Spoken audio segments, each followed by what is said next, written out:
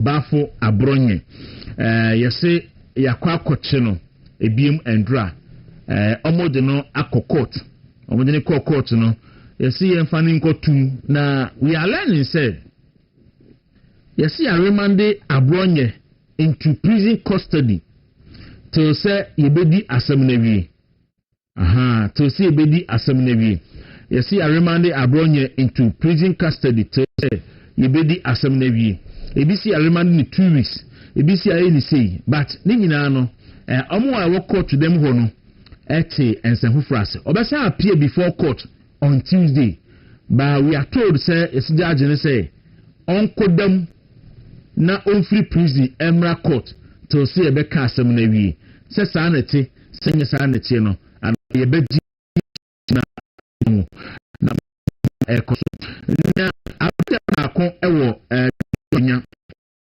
ono so ye NPP na ono so social media no na nado na ono so yesi CID4 atonsa afena no pay nondu se oma CID headquarters na ome yimbia no timinsa no pay NPP General Secretary Justin Kodia Frimpong e ato ni social media so say NPP fo nyina obenya kwan bia no na bra ho na yesi kotuta abo ne si unua so akase aboa sore yeso enkase sore ne so entiene General Secretary is calling on all the party members say omunko jano police headquarters na onkoshe nipa na omatonsa ede afreno no the party issue statement and dra and Dr. Mahmoud Bawumia so no issue statement and so and dra ebekom na anopay statement ni mi eka no na na afei Oliver Baka Bomowo boni NDC for kokose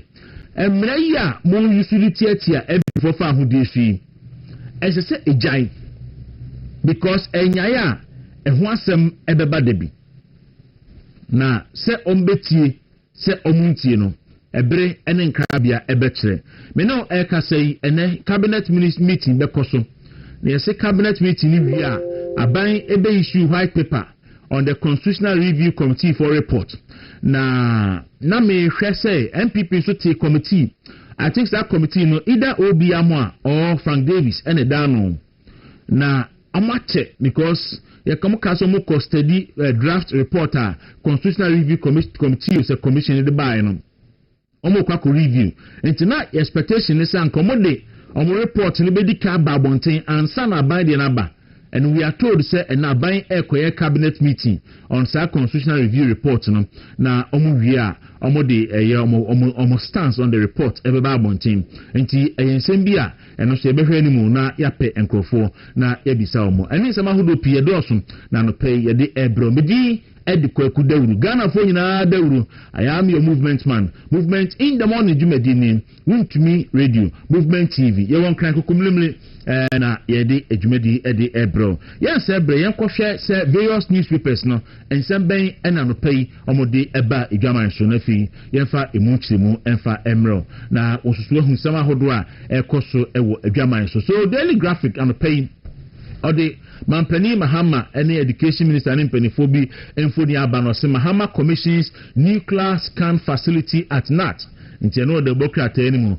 24-hour plus economy portal opens to applicants. Into no so as a 24-hour no adani application. You government bans raw rubber exports takes immediate effect. Stays for 10 years. Into Andra. Ye can rubber export no wasem afi dia ban se wa ban rubber export no na ban no ebe stay for 10 years and SEO yate GS urges public to report examination malpractice on hotline TSA ni GS former hotline bi se wo so obi ebo apo obi ton apo ana bibia momodin ana report nipa nti eno so democrat e di aba yento aswe na yenkohwe the other report nso a eba and pay daily guide democrat enso aba edwaso anopei na daily guide ebo amane se ora Carlos Ahenkra former MP Tema West ese onya NPP national treasurer obidi nti wo democrat yi animum na abrante no a oye MP ewo Asante Achim North a ya che no ono nso democrat yi ede ho asema bana Obama ne se na FBI for apeno a beye afini ena chomadin ntenta ena omako akwakoche no nti the bokrata no soso no e de ehunkomo aba na ose Dr. Mahmoud Bawumia aka kire agejefo eni omo a eye adwuma Ghana Police Service ni state agency ni nyina say you will account for abuse of state power to obom kokko say state power ya mo abuse ni dache obebu akonta pa nti eno so aba abronya arrested cage 2 weeks over judge comment ene ensema hodon so a the democrat e de aba esi East Legon businessman bia ono so ne dofo atwa ni foni a ni nude videos a worton so the democrat e de aba yento aso na yenhwe the chronicle the democrat say another pre to Mahama Dumso is destroying businesses nti esi another pre minority chief whip akwako chokrata de Mahama say Mampani Mahama Dumso ebu nkrofo nyuma Dumso ebu nkrofo nyuma pa nti ye bibi Carlos Ahinkra oso bedi national treasurer no so the democrat e de ho asem aba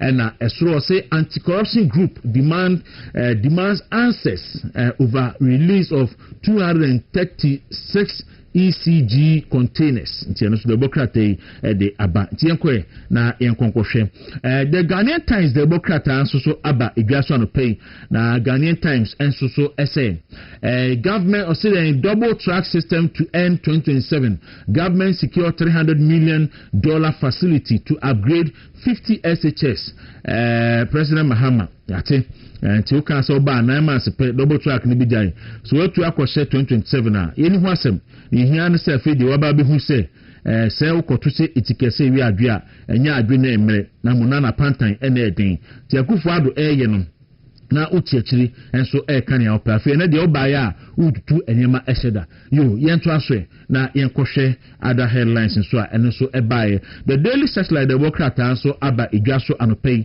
na Daily Searchlight ebo amane ese wohwemu a Dr. Mahmoud Bawumia say NDC government is using state agencies against MPP.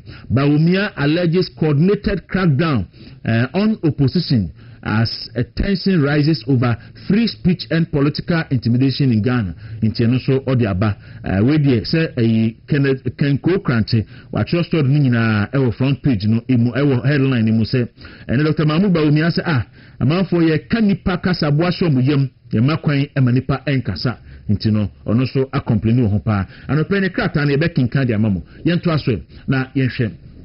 Niaba Metrolinx the Bokrata na nabo ama ene ye managing editor ose Carlos Ahinkra so bedi NPP treasurer another prenso apetisi Mahama over cocoa crisis APA recruitment concerns ene enema ekansanti achim Dr. Mahmoud Bawumia free speech in seminar so eno so the Bokrata ye nimu yento aso na yenkohwe the business analyst the Bokrata the abase yesi lance minister so Kwaku kacha bofo so mumra hwɛ baby a mbetimi atufu magude yesi Mahama say obema mabunu between 5,000 and 50,000 we ya say 24 hour we nya 24 hour economy kwana kohwe sika ekufu ade de ma akosi yanki ene ni Ghana Enterprise Agency echeye kohwe sika kofi ofosun kansa nom ede NEI piche ko wayi na kohwe sika ekufu ado eche wo ho obi anka say 24 hour economy na o ma babunu 5,000 to 50,000 and if a 24 hour economy ho ben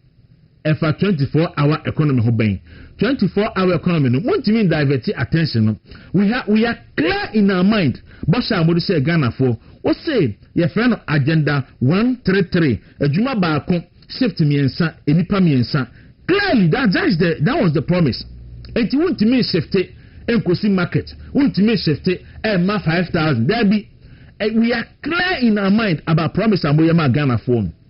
We are clock. This is the 24-hour economic clock. 133. Ejuma baako shift miensa enipa miensa.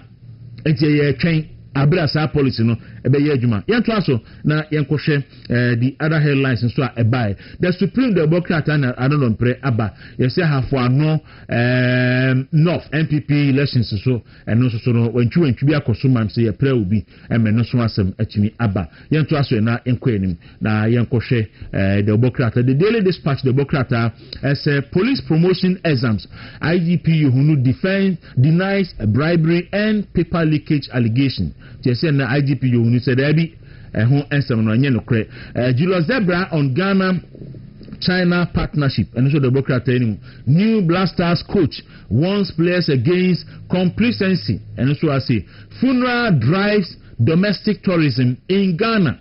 Ghana Tourism Authority. Hey, we are say most ebreso ne wa esanka sasepai ne nipa bi him. Me kai say Marco Kwaku Deputy Minister for Tourism. I can say ade bi ho a ye fa ne funeral tourism. Funeral tourism. Enti no yen hyem kena ne bebo asi yen ti bi da adeti no Kwaku akoka funeral tourism. Ebe yen nsem nya tem de die ne ayi ene afraid the NDC buy Ghana Tourism Authority for who say a year and a drive domestic tourism. Na adwene emu do, ni adwene emu wa, ni adwene a ehu akire kasa. Muntie na nia opani ati wa ohu no akola furu dua kra wo hu. Obi hye ni wo famu a obi ka asem bi a obafo se eyagudie. Okwaku anti ka asemi didi na tam sa de tinu aka funeral tourism. Mimi kroma okugwa obi ma hoda enipa bebre ma hoda eda me papa eto famu no a me ye nipa ko jame no ena obi kura de nani ko hu se se konfano chi krom se ne sitie yeso ware bi si baabi yeso konfano chi ede Dawuro bi si ewiem yeso konfano chi yese enti na wa yusu aye no ede aba ensrahwe ena te enipa bebre ba ya enkrofo do mkoko hwe enema ne bia konfano chi ejae enti ana na Kwaku ka se funeral tourism sabe na enkrofo adwumu omre tinomo ntiase afi na ansa na asoma Kwaku hu years ago no ena ansa na abaye ensana ho ama enchirima omo eka ho asem ajo ya ti ase yento aso no ehwe anim afi de munim funeral tourism they break the Democrat principal ebo amane se afenyuma ken enso so say sa value for money office na abansi wo aye no much ado about nothing and for so be any so and makama ye consistent on this and for so be any so because in the Public Procurement Act no there is a mechanism in the act, there is a system I build the Asha Act and say to me check value for money, and in fact the main purpose of the establishment of the Public Procurement Act is to achieve value for money. So there is no need, there is no justification to set up another office na yempro any pass or create value for money. The Mungu PPA name. Mungu PPA because the main purpose of PPA and say obey achieve value for money. That's the main purpose. And untina edu afibia bekwawiya the next and year no procurement department organ nyina no eye procurement plan edikoma aban ema PPA ehwem ehu nia companies no pese wo mo eye na PPA make provision for it. So edu baby na say we oye emergency procurement krana and say trokoma PPA na PPA ehwem na ohonhwe obetimi aye value for money and sana am approval to go and do it. So what is the essence of establishing a value for money office? A waste of taxpayers' money and waste of everybody's time. Yanto aso ne ko anyway na yenkoshe. Say the daily statement the Democrat aba another prayer petition of the koyo ha karosan kro ha and Dr. Mahmoud Bawumia cautions against power abuse. Nti so the Democrat anyway yanto aso na yenkonkoshe anim. Okay. Yes see ade pepe do munye ni ya me we mintimi nkan yo. Medasi ni ode ba medasi mo munye ni we ko so enema bebre sei kwa me jesi me no aka ho asem still a ugusuge jesi. All right abusia enno so ba pasma aduonu enum enti anopei ye de Democrat no empensen mu be siase na yakwa akofa dwudwam e de aba yento akofa dwudwam mra.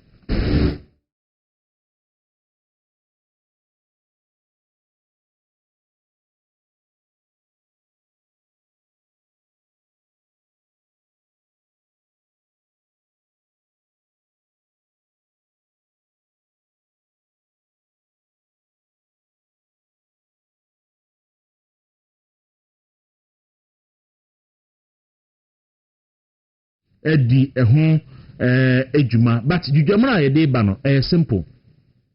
The flag bearer of the new patriotic party Dr. Alhaji Mahmoud Bawumia or the crack babontin mama we started dwudwamu no ewo ho me so fa Dr. Bawumia a statement no ebra took a screen so na yenkenkan ema etiefo enhwade so enie I say the office of His Excellency Dr. Mahmoud Bawumia, flag bearer, New Patriotic Party, democracy and free speech under siege. And I say I have observed with great concern the needless assault on the fundamental right of officers, activists and supporters of the New Patriotic Party across the country by this National Democratic Congress NDC government. These attacks, arrests, detentions and unquestionable bail conditions have been a persistent feature of the NDC government since they took office on 7 January 2025. At least, the latest of such acts of intimidation has been the arrest, detention, and subsequent release of David Esando for lamenting on social media about the return of Dumso, and the bizarre decision to put the MPP Bono regional chairman Kwame Bafo Abronye into custody. These acts undermines free speech and are setting Ghana's democracy backward. I condemn in the strongest of terms and unholy collaboration between the executive, state investigative agencies and some elements within the judiciary to use intimidation and harassment to silence members of the New Patriotic Party. I therefore serve notice to officers of state who are active partisans in this unholy enterprise that the day of accountability will come and the abuse of state power will be accounted for. To patriots around the country, I urge you all to stay firm by refusing to succumb to intimidation whilst continuing your civic duty of holding the government accountable to its promise. We fought hard for this democracy, and as a party, we cannot surrender to intimidation from those who possess temporary power today. Dr. Mahmoud Bawumia, Accra, Wednesday 13th May 2026. To Dr. Mahmoud Bawumia and Krata Odeba Abonti ini. Krata ne is simple. Say NPP flag bearer no say. Watna say wahwe na wahu. Say if is NDC abey ba so no. Ehunahuna ena yepese ye de ka enipa kasaboa ehye omunse amoyem. Na also be kan a obelusu track of the count. Because NDC by NPP form penny for yachi womo. And in fact, you see, so big most suspects bonnet ne yachi no. I don't think anybody have problem with that. Most suspects so be a disca no watch na. Fare famra kwan so. Obi ya bonnet tia o man no a nipa no che no na fane famra kwan so. And NPP for agree because they believe in rule of law. But the MPP for the abuse of state power. There are many people say,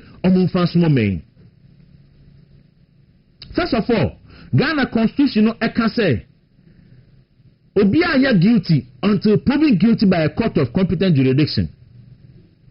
But NDC abayi ba super. NDC for penny for na esoma bokro no.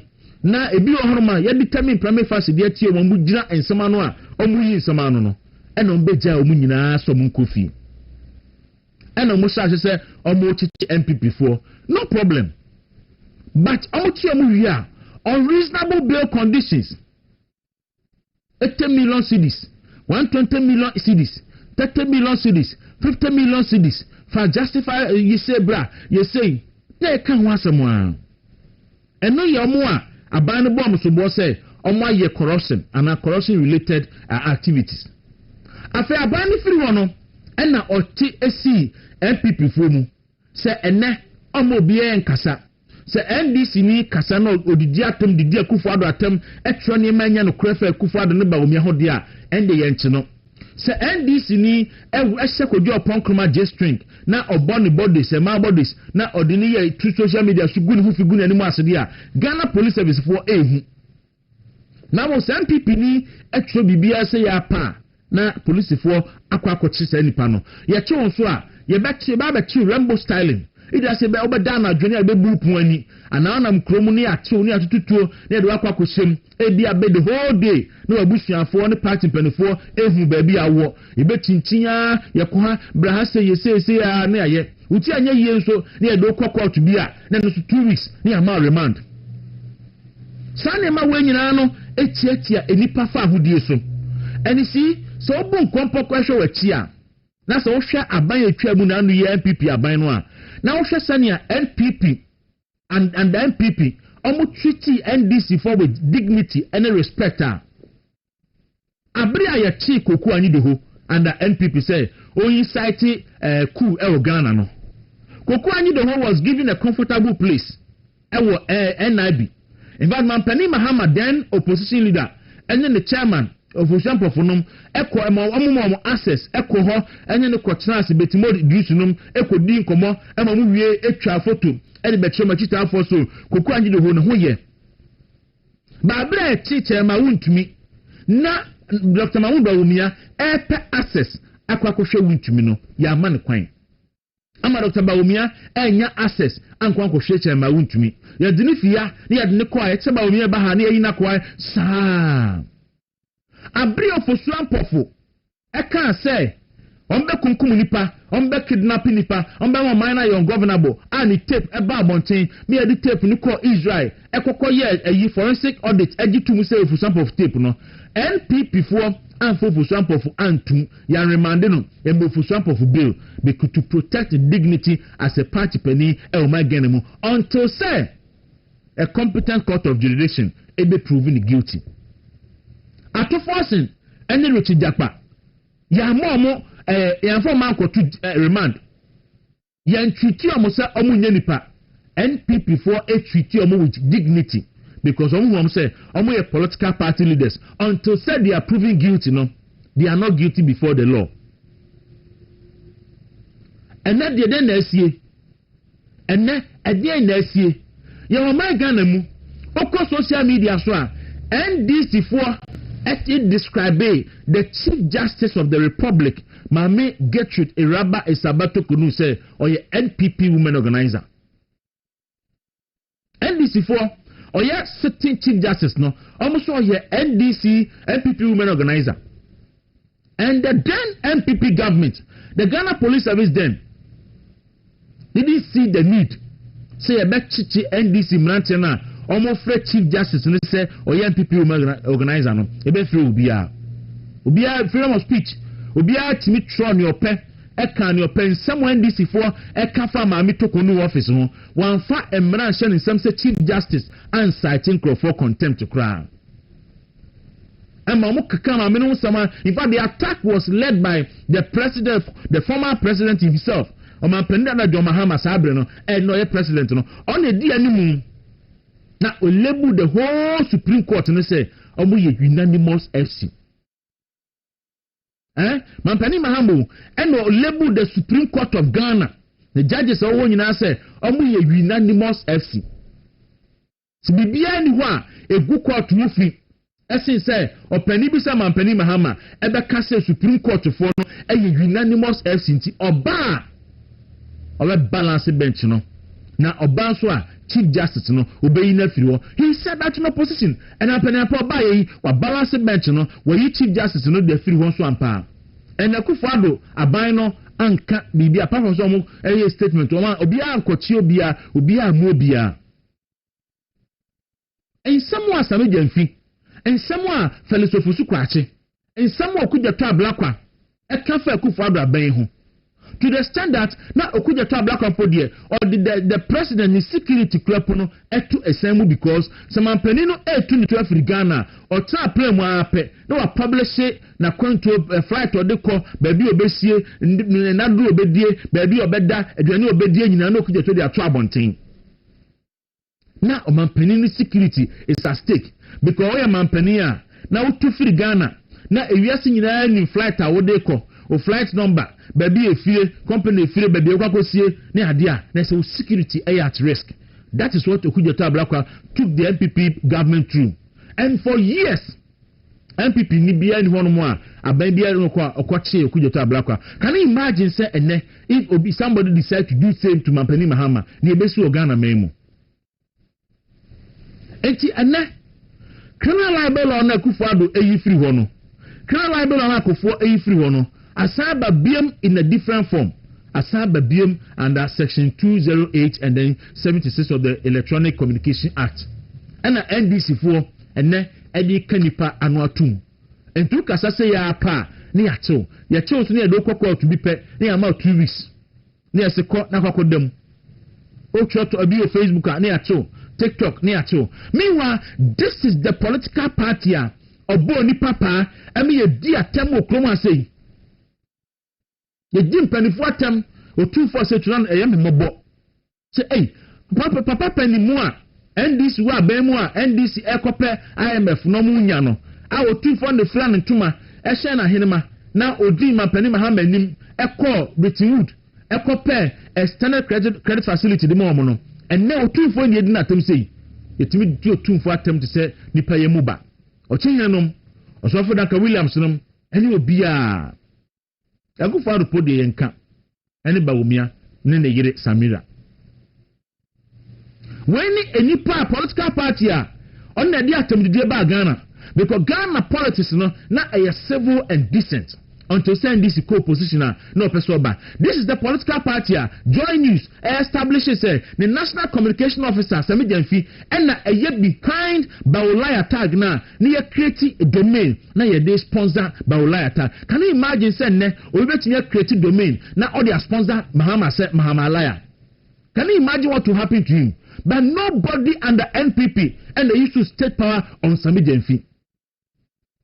Na mo chere NPP for said ye did to me. Na NPP for share to me no in a very hard way. Because I bring NDC ewo position no. Yachi NDC ni a NPP penny for any dia ni mu ekopatch o de ma wo mo. Ati force case NPP for the dia ni mu ekopatch o de ma wo mo. MP 32 omoji double salary no NPP for the dia ni mu ekopatch o ma wo mo se na Mampani Akufo-Addo ka se enya fe. See a benya a whole minority. No munipa 38 akwaji double salary. Ni a parade on before court. Say them could go fiase. Inti me jai amanaka. But a quite idea people for fast week. There's no single NDC person and all cabinet MPP for. And now ye di NPP for no members. E fire mu na ye di money. Ewe yoko. BN9 and ye kaka ho. So NDC for H NPP for to me in a very hard way. And among where me mob bo e wa asemi mu nyina no e NDC for soldiers any NDC youth no. You should be worried. We NDC babuna, you should be worried. We NDC social media activists, you should be concerned. You should cry. Because near coffee, Mampani Mahama de Makatro, Sophia Bemwa, a man born ho ban, Bokako Tnacha in honor you saying, and where is a child Bokako Tnacha. Not what you do home. Now, what ordinary NDC Nino, una abekoso atro on Facebook, una abekoso akasa on TikTok. Now, a bread dane, and now be enkasei, a bread dania. Na MPP ba, na ye chiwa. I want to have say, no kuye jen. And to mon sorry mon penny for no so. Na mon kano crunch or mo. Sadi omo yeno, omo mortgage mu future. Almost set him up for future harassment, any future, if I'm saying maltreatment, because obin a bornium or sick KKBK kakra ebekao. Medi Kwaku Dawuro we ejudem on movement in the morning. That's what I'm saying. Near Ransom minimum, near them pensing mo dia bro.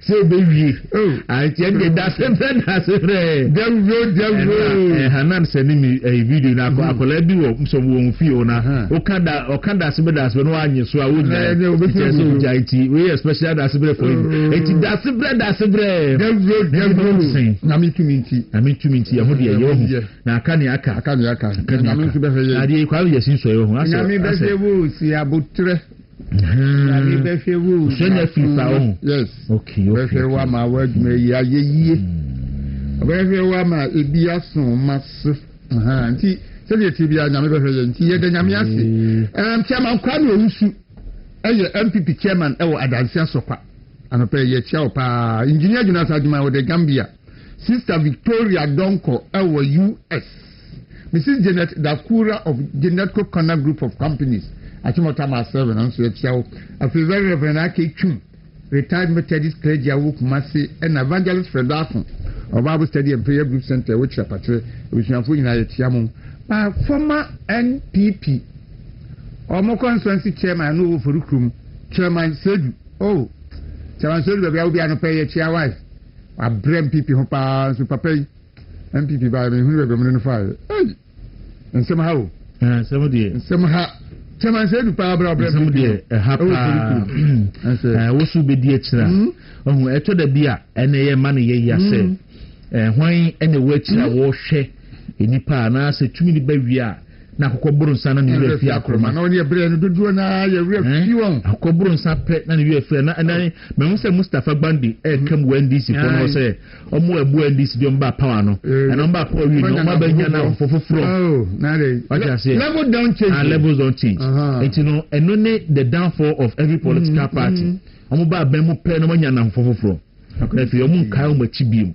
akoburu nsa na yire afi akoma ebinim so kra wo de opposition yi kra no ko say ya ready say be adwuma kra so say ma onya adwuma ya ma onya adwuma onya adanfo je ma onya adwuma na ndi assemble no that way so bi say e ka say ka na yetimi ka say yesi ayuso obi adampo no na obi timi kofre obi ebe yuso no na o de obi a na te papa ba say mi yuso no o si yuso obi aba papa o de mi ana me de bi ho aba etimi yuso me esi unye yuso abo ai yenye comfortable with you nti yuso we nye yi onyame ti ase that's be yenya ye urani edie eye ye ni o de pedwani fe kese no na onyame ne di kwase asema no onyame ne di kwase asema ese yusu enye yi o da sebre o de so de na do kai no wo se onye bibia fa kuma paye wo di akuma paye a enfa oni di nipa be ka fa ho enfa oni di nipa be ye o debi onyame obi shirawo Bible nso se adwuma bi amoye no munfi okra munye ne semo ya mawurade na munye menipa ebi se munim se urade nsem na mbenya pagade saketua urade Kristo na mo somo no enti you can call politics nso di politics aketua ni urade ho ni wo mu ne say politics aketua ni urade ho ni urade ho kra but puntimi fight a system politics aketua enti you make kind crack system no enti na system no me to no ma fama adwin say make sure you make me aye say ye free 2008 ebesi na ye nya hu hwe obi anka ye eno ma me mpa ba se me nye bio me ye MPP adwuma me nye 2008 kra 2004 me start active MPP adwuma e 2004 ye kra na e widie nyina to wa ya adwuma na ba ba mu so bi amfi obi ya but still hame onyame no na ahwehwe no mbere ne na se be beso so da bi ye beso enso a ye nya ye be wukra de jasasi wako ti de ne se pre ye hu bibiri ti nyame ti ase bibia be yi yo that's be de no that's be de na mum entimi ntwa so santi politicians ehunu se hwe MPP lusu nyina wo hwe data ni dia the conclusion of ba ne say MPP for nkrofo epia nkoto aba na for bisa ho say e ba ne sen MPP for nkrofo epia nyeden ankoto aba enye ni nyina na ye mepibibiu that's make me catch you say out of enipa nkoto aba no o sample omo a about 60 to 80% of them enye sika wo penti enye ayahunya de bia no wo penti na mu a recognition a party no and recognizing the effort and the ma or yes sanity dia se meye na se ye hunu ni amaye na ya acknowledge na amaye dia and then pembe bi ntren no mo amofo so mbetimi ayi ne den omo nya ne yehwe and the truth me enye hwe oni ni pakasa wo ya tie no moka enye ni padodo no a na epe bibi se ai me pesika ama misika ntimi nkoto abudu abi dodo no afo se ade ye koyi me ko bi na ye babo ye se twene no ye se ye ko twa me twa bi ye twa bi misini bi ye de babo di anamente na fedi ye ko twa makotwa ye sene masene ye di adabo ho meguso no ni ana mebu am ye de guso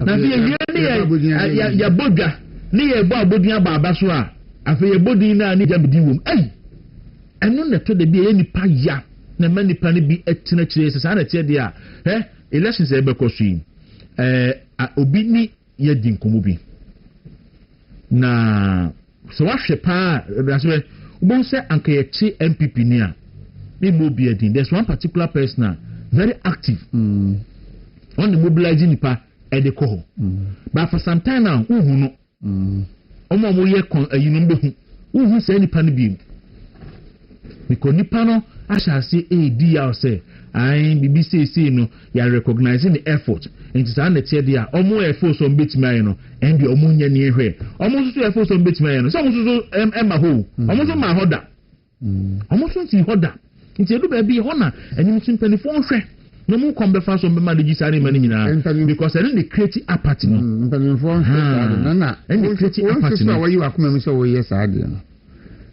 enhwe obi ho ahwe ya me da ya meka se wodi ekoji schedule ya no me mobo because bia akabe wan ya no nyame yesura ma onyi sika wan tumi antwen na akoji schedule na afi abaya de so ason edu awiade a o ya gente woni age edu anaju a o ahunhihim awonti se wan hwe ya pabo si de odini saso funtum dade musan na chinu fato nyame ahenye enti aduma na waso so wo ye no fa ko de yeko esi se nipa mpa anyiwa ya Yesu se onipa anyiwa ya mema abosin anyiwa ya na moba yima ya nti bia na onipa bi so enko be kai wo but odu bi hu yaw ajaje wo ye no na amma odwuma no so akoso kwam na wanya mfaso bia nti o ka so be ya di ayire ho ye na ensura enu beba ati mate se haso ye de obeye o na ma ka tro no obejiro ho aye na so obankran he so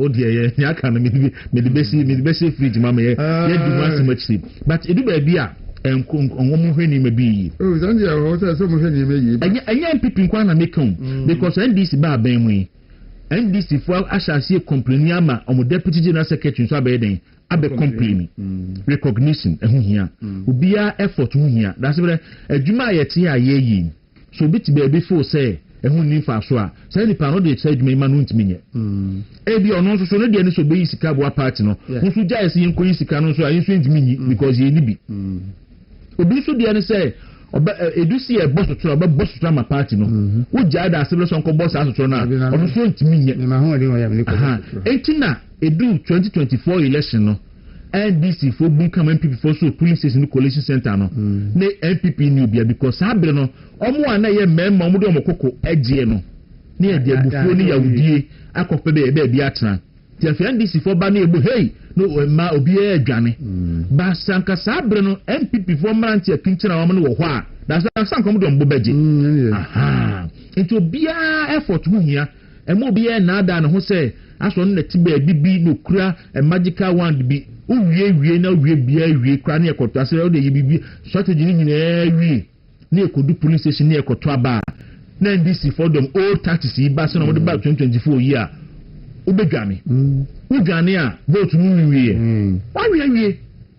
wa wie enti omo nton bo ase na ne mantimi koso yi abranti yi so o constituency wo but me de na yi send o anope na me hu say general secretary de ne picture ato ne Facebook na o ka say enkrofo emmoa no edi ne picture ato Facebook ka say you see CID for ato safer 10 enti na general secretary say oni o dom kwa benya constituency o ye NPP social media activist ni ba ko na you see CID for ato safer na no pay nindu Ti me hu say general secretary da to ni Facebook say anopai nundu nti no party ni obetimi bia no kugya no na onkohwe no nkode ne de hye no because okui wa hwe yi a no obenya 2 weeks Dawuro ensem ha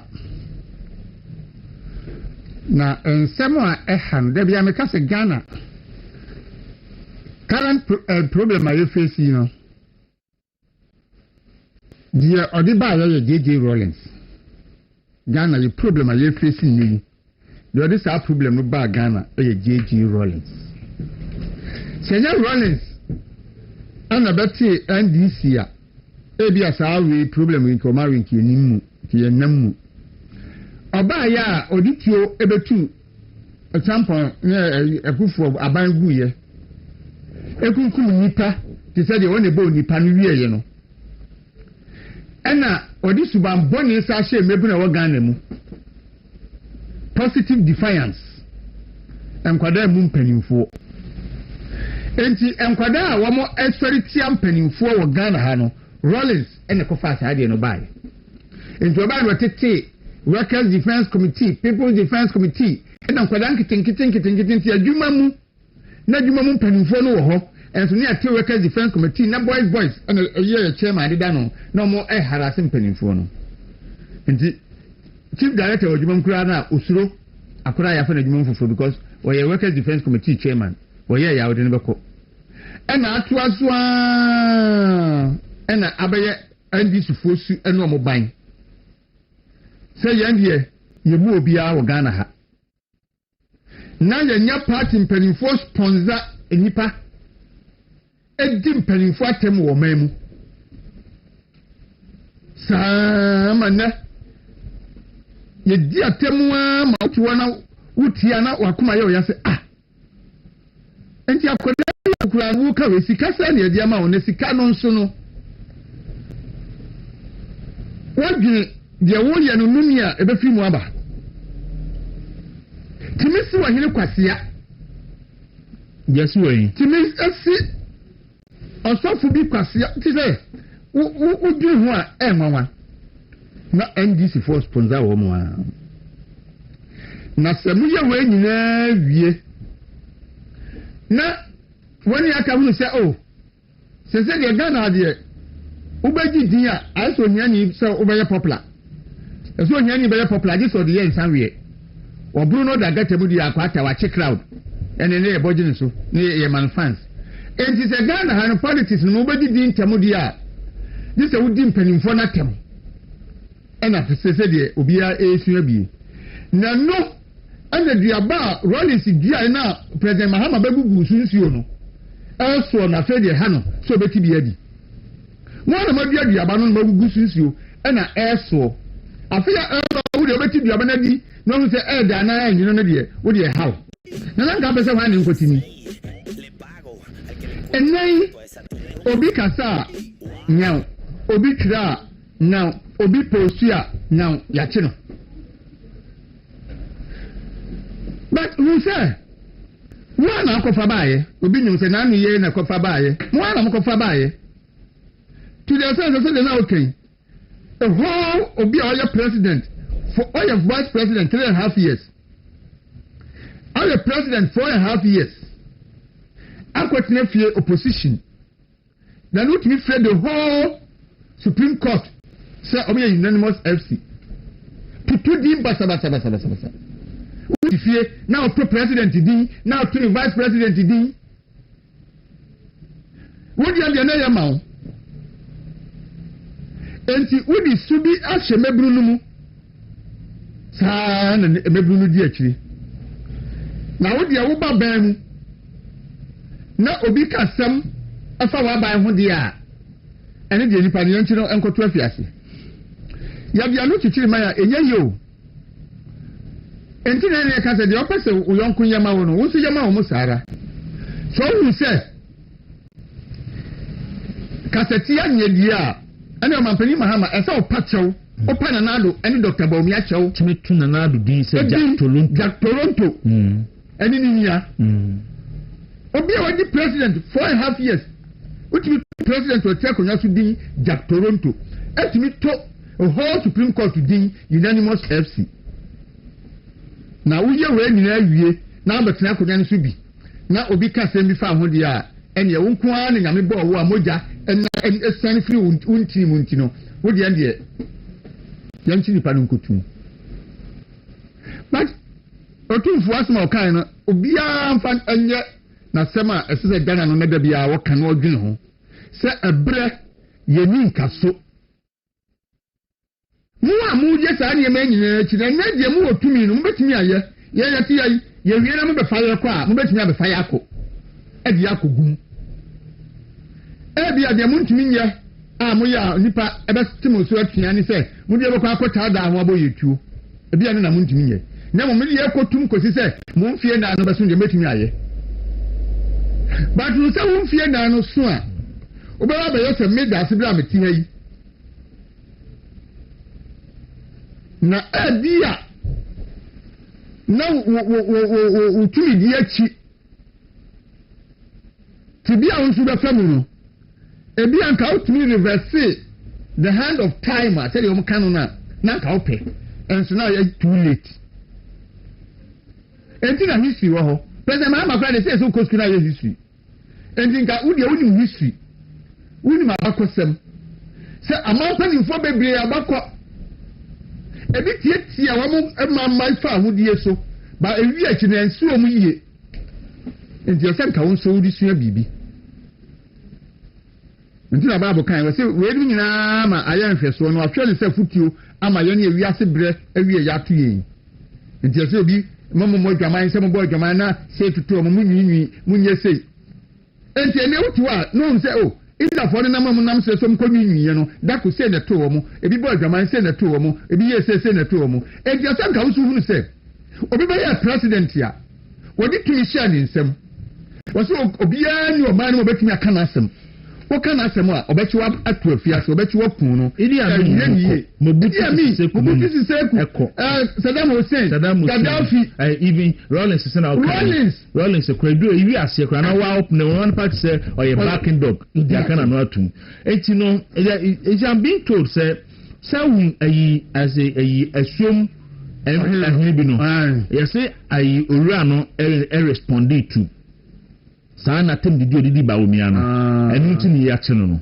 enu ti ni ya invite na say omra say wa responded to and I think akwa we are busy ba omi from 2024 wa be see ene and me say Ghana Police Service for see constitution no under article 926 no eka about discretionary power see the discretionary power ma wa say exercise here. It shouldn't be capricious.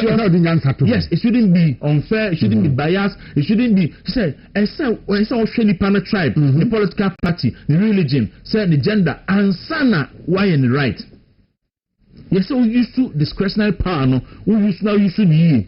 So if a no cross say how was supposed to be meeting or inviting a dear. And Ghana Police Service for move here. Me see you call your chair for Adumochri, and you call special prosecutor office. And I'm saying, you could do ho. Police ni police for ni to call, sadden tin ya big gin ho. Mr. Baku, you are democracies or perfect you, Abbe boy. Long after the down woman see in India, no Japadi. If we are saying, I people come and say, that's how we anymore. I bring people are Bermun and say, yeah, now I hear this past rather man on our titles, glory, great regional minister. Now, one hour for suddenly, what's done about ASA. And yes, some people or Bokoka minimum say, they say, oh, young Kwana on Kunipa.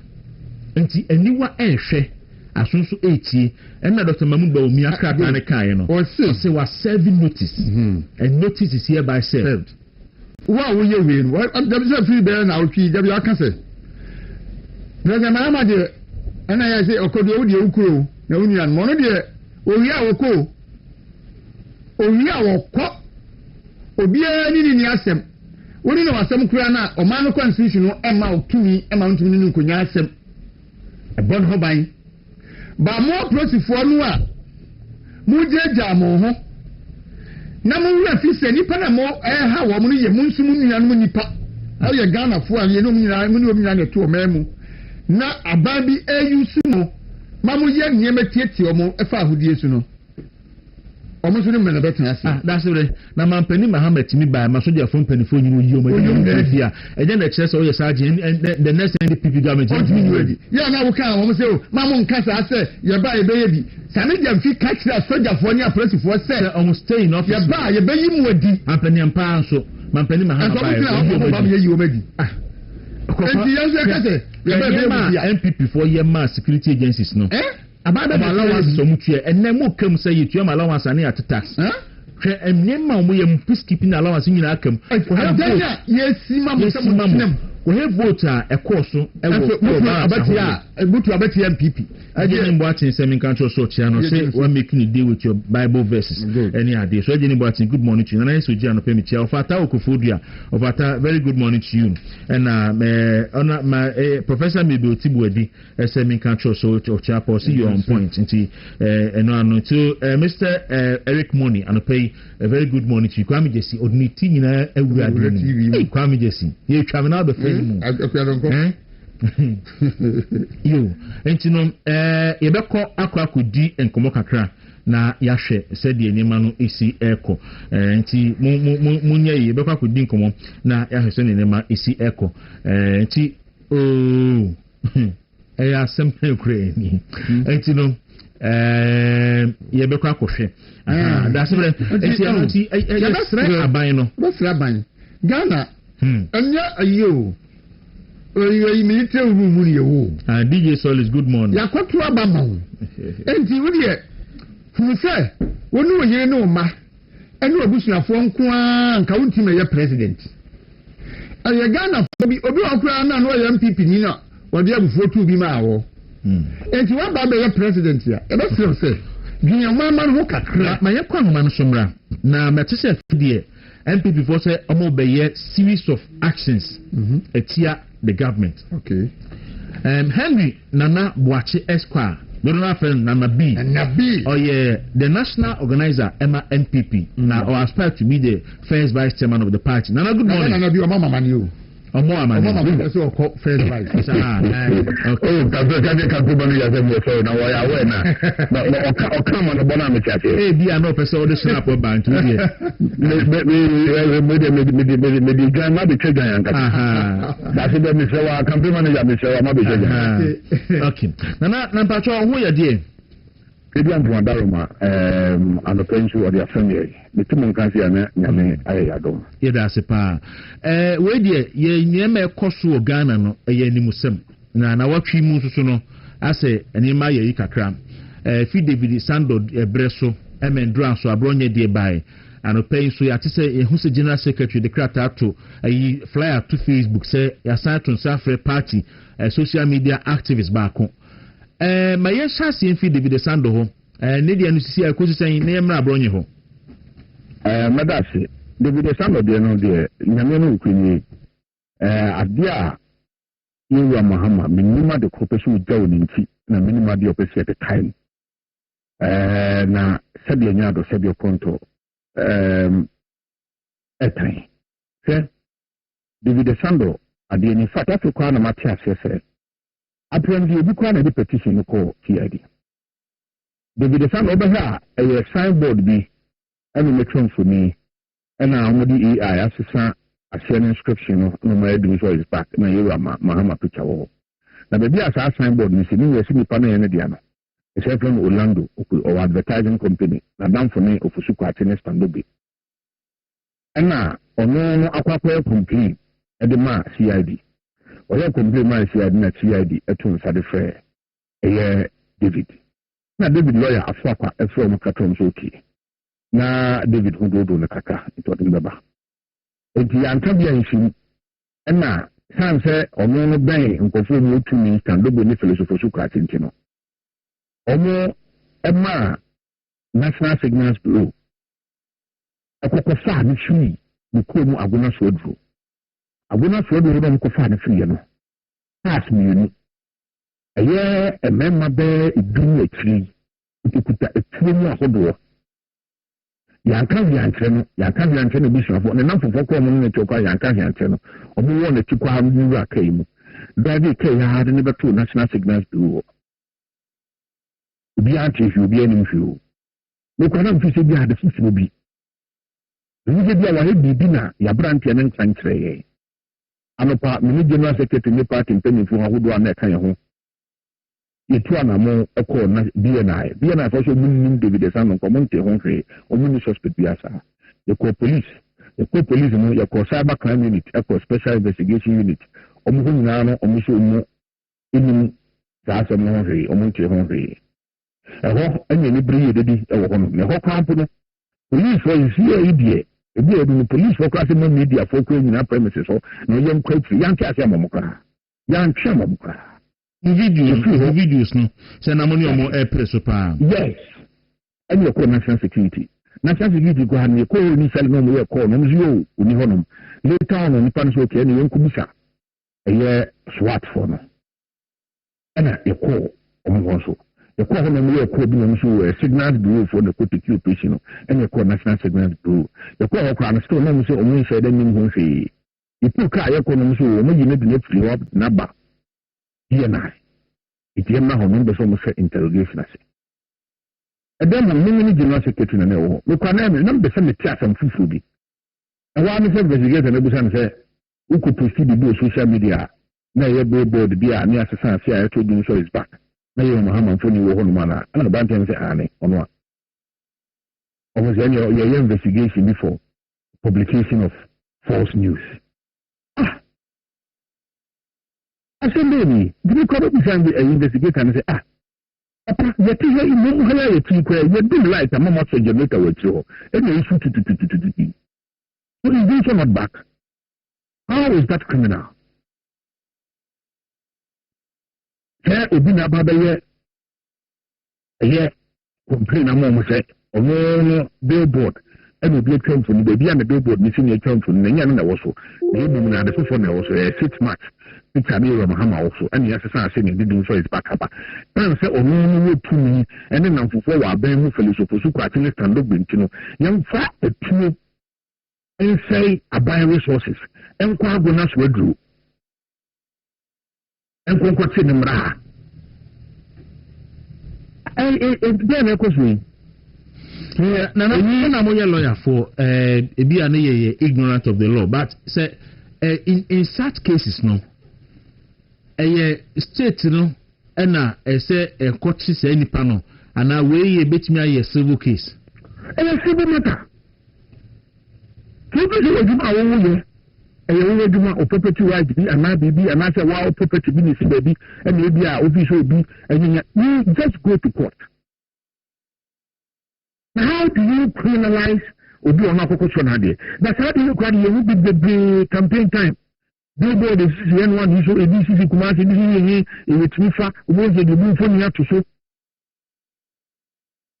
It has become a tool, obviously, express the views. One can't money do one carry. The Aboye charge sheet no Obuha. Charge sheet ni say Abonya ko kase judge no a political judge no ye NDC adwuma na adwuma ye wo hunu nyina no politics no de ye no onye judge bia edunti no ya chi Abonye ye man the bill eno ya sha kokota unu say judge na otidwum no bias ase obi aka bibi egu na so edunti no kami man say ni wulu man no ga say yemfa Abonye Roman yemfa nkum onto see di asem is a 10 years ni asem ni na Abonye na sedem Sasa in social media so na enokre some of our court them now the content go for 2 weeks we say 2 weeks a train a court sabe transfer bill e wa asem so I don't think go for 2 weeks no na asem power can court them there o say mfa nko until say yen remand Abronye to say be dia asem na to say how you say aje one no we tinu na yen fa mention no ko anye mu kwa on the kasai I see.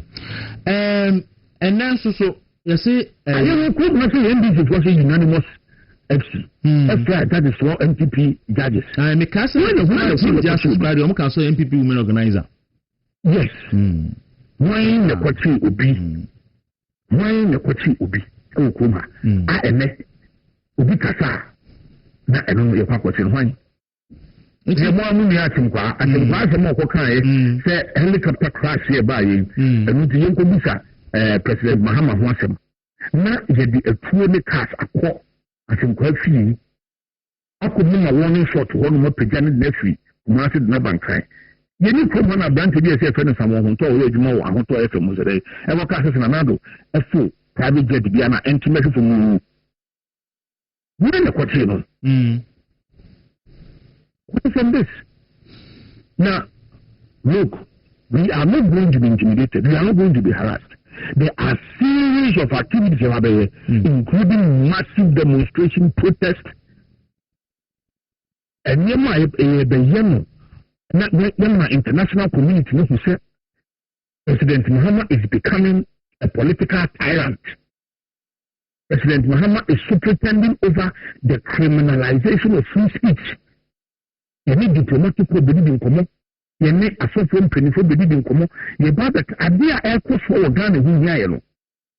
And then what you do for levy is do Saba. And if you that so cook and you better in Picasso and a wire sandman, more the uncle. Woman, I promise you some more money. Into flower to me, over all the anyone and ever. In a day, we are being a shake, and also in Indomie, and we know. Unless it's for intimate Chomoka, a teacher for intimate Chomoka, it will be a demonstration of how being the bar at from China to us, or name the bar, and what the coach idea, everything made in Janaka, and we know. You will hear only state resources now, all fair. Yeah, but I'm on the then I'm on the okay. We will see LGBTQ and they know out. And so when you move for the idea about them, Baba Mundu only projected the fact that you see a move to support it. Here LGBTQ colors in the Jaremo and the social media Mawachino. But Mali Basintali a year, they were about me in Funi. Or did be a Kuran and Sabako, and the Pro Kuran and Sabako. I would be any just animal in haram. Any Muslim Bia. That do not yoga. A year, but we are not yet. Chairman of the police council, chairman. All smart you be watching. There be. On a number, all small you be watching. What is happening? We are not Makofa. Multi reformation book at that is for. That is what they did. And you know, the dream too. We are not going to say, oh, I've been here at judiciary. The same thing, the motive for the year. Motive for some local judges. That is what I did. I don't I've been in the council local judges. What from this?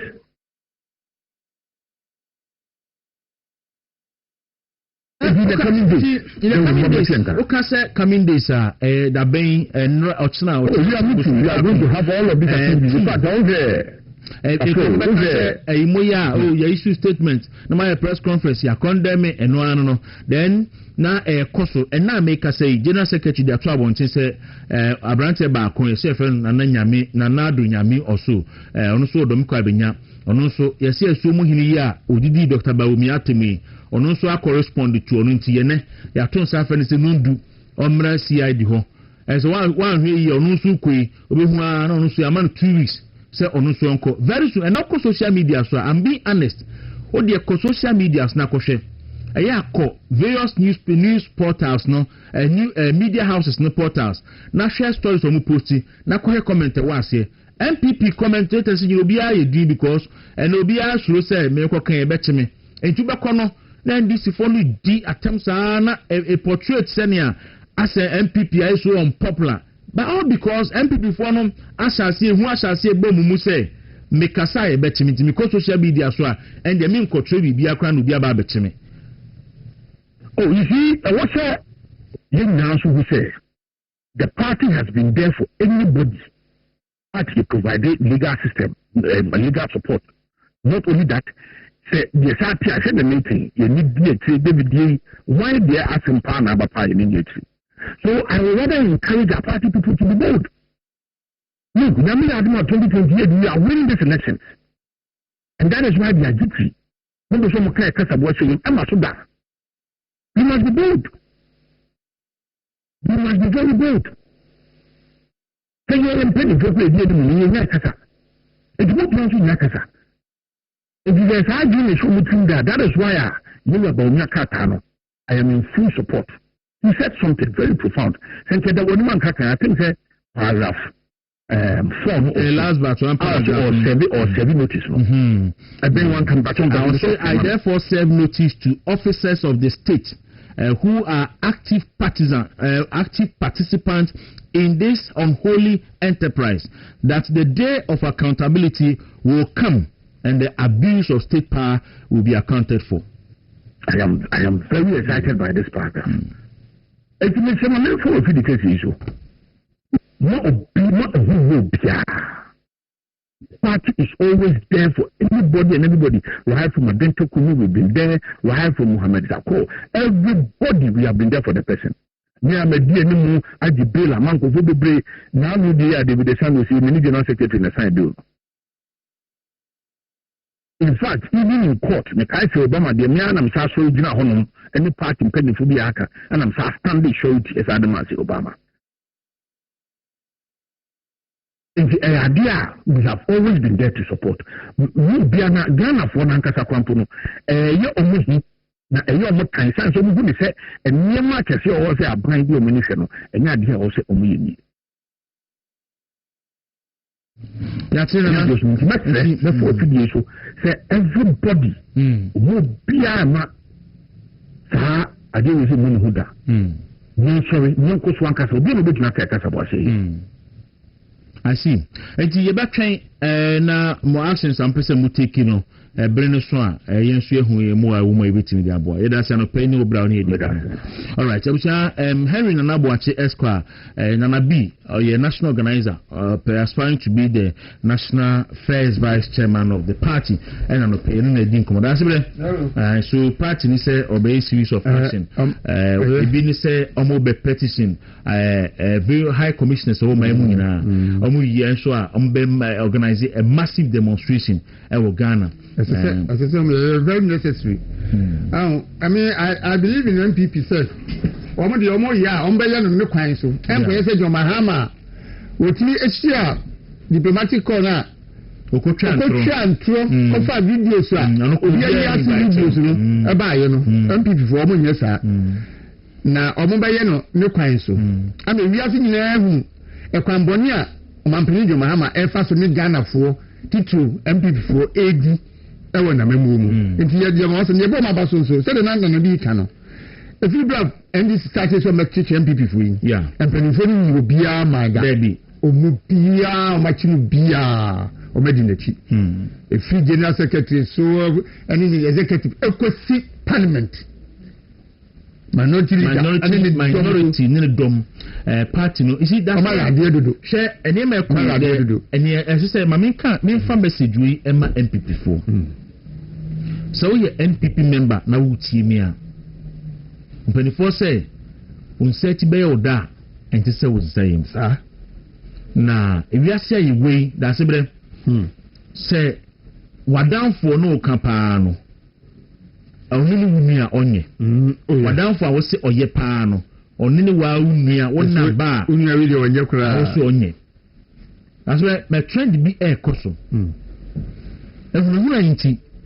enne MPP for bebre jai kasa especially on the social media and to call various media houses no Facebook news portals Facebook Instagram baby ana omo post ade o ho a na NDC for no akofla de ho na omatro unpleasant comments e wo ho e dey afa NPP for ho emiti obia oye mahusa nkofo bi ayi analysis bi about various commentary across on social media and in favor MPP for and for me sa analysis no even though propaganda woman no meaning say no correct because my ba be complain pen okay because asibre oko social media so a actually by a put the end say kra and MPP for the one where jai kasa ba nonsense dey no me radio I actually do no jai kasa it be a show me kra say omo kasa enyehu that's it obetimi hwe opa obetimi a kire wa adwene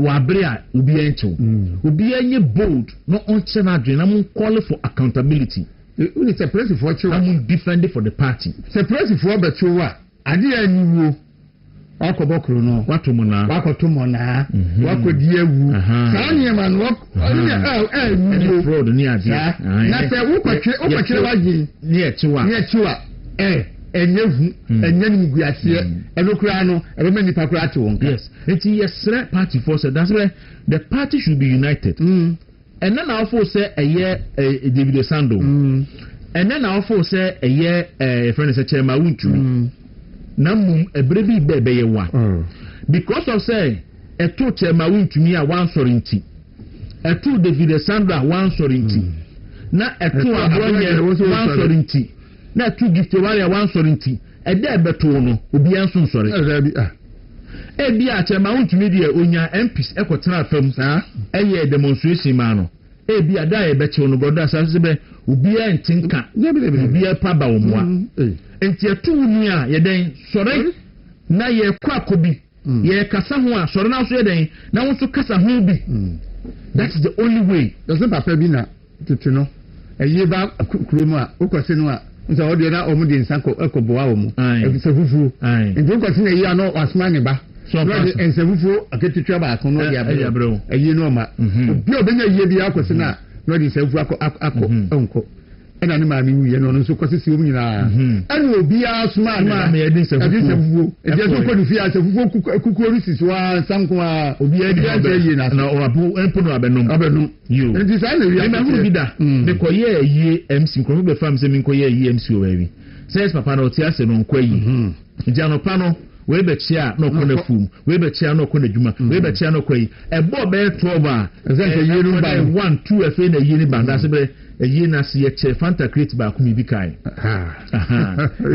ne ohoro nti anopa yi godo asare bi di akon o di djuma surunku bi o baabi nti na no pay mountain nkan nti mo bete nkan nyame adoma wo chena ti god na asare bi di akon bi awu bi ano anopa ye chia ba da se be yan kan che MPP for say yesi pae we ba ko an ebu buntem kra o ka bomu a entimi hu enti MPP fo hunu ya na me say NDC fo chere MPP fo ko efa so ditumi na painful way oh yeah that's way Dr. Bawumia we ni we say ya pa me ena me ya ka me pa Dr. Bawumia cho onye abronye CU ewo yoko yoko on de na juma yesi edima no a and the hodie yendo yesi Dr. Bawumia we ni we ya pa yoko abronye we ka ma chere be 3 times be 6 and this by ma we come say be 5 and 6 time o ma chere ni enti no ye hwe ne ekoso nyina enne nkrofo ntimi nkasa nipa ntimi nkasa da sebere enna amemu panifo asofo ahemfo bi aye din se inform ho na ye twen da NPP beba bemu na obi beba abonten ababe kasa tia bibi na ro and say social media ti asem arefima ya de ni Kwaku ya aba hwe mami hwe NDC ni Oliver Bakabomo ni MPP wa ba mo ko tu police station na no say no pay wa throw bibi o Facebook ebo NDC for ni koko say they should be very careful won ni omo ye ne ho and they should be o sha abronye case no say no na say also kinkan ya o say the Republic versus Kwame Abronye count 1 statement of offensive conduct conducive to the breach of public peace, contrary to Section 2071 of the Criminal Code 1960 Act 29. Also, Kwame Bafo at Abronye DC, age 44 years, farmer, that you are in the month of April 2026 at Accra and within the jurisdiction of this court, without lawful authority, you altered certain abusive words to wit. You are not a judge, but rather a politician, and you have covered your hair with a sack and claim to be a judge, which bleaks the peace and likely to which the breach of the peace is likely to be occasioned. Nti abronye kwa bi edaboni ni eso akacha judge bi say or the nima katani or political judge no di kutuku bota katani ti say or a judge nti enu nti betime breach public peace nti ya chino ya na we da so we no media me hu say judge ne say waka bibi atia na we are a civil case. What could see so seen for defamation. Period. To say David Sandu D, but the billboard the baby, and walk in baby, and I'm a force and it's a big Mahufia. And a local suit. Now made the local court. Now I will turn into a billboard the baby. Why any son? But you're far of mine to me, and far police for do, and for two and show me. And two land cruiser minua or minus candidate to full leguma failing, and then two finicra ha, and Aguna Swedru, and Cochin pen fanning man for the Missy. We are sap a abuse of power. Another trouble, the same Ayipanano, so far for now, friend say, David DeSando, Ghana Police Service, a young, and crying.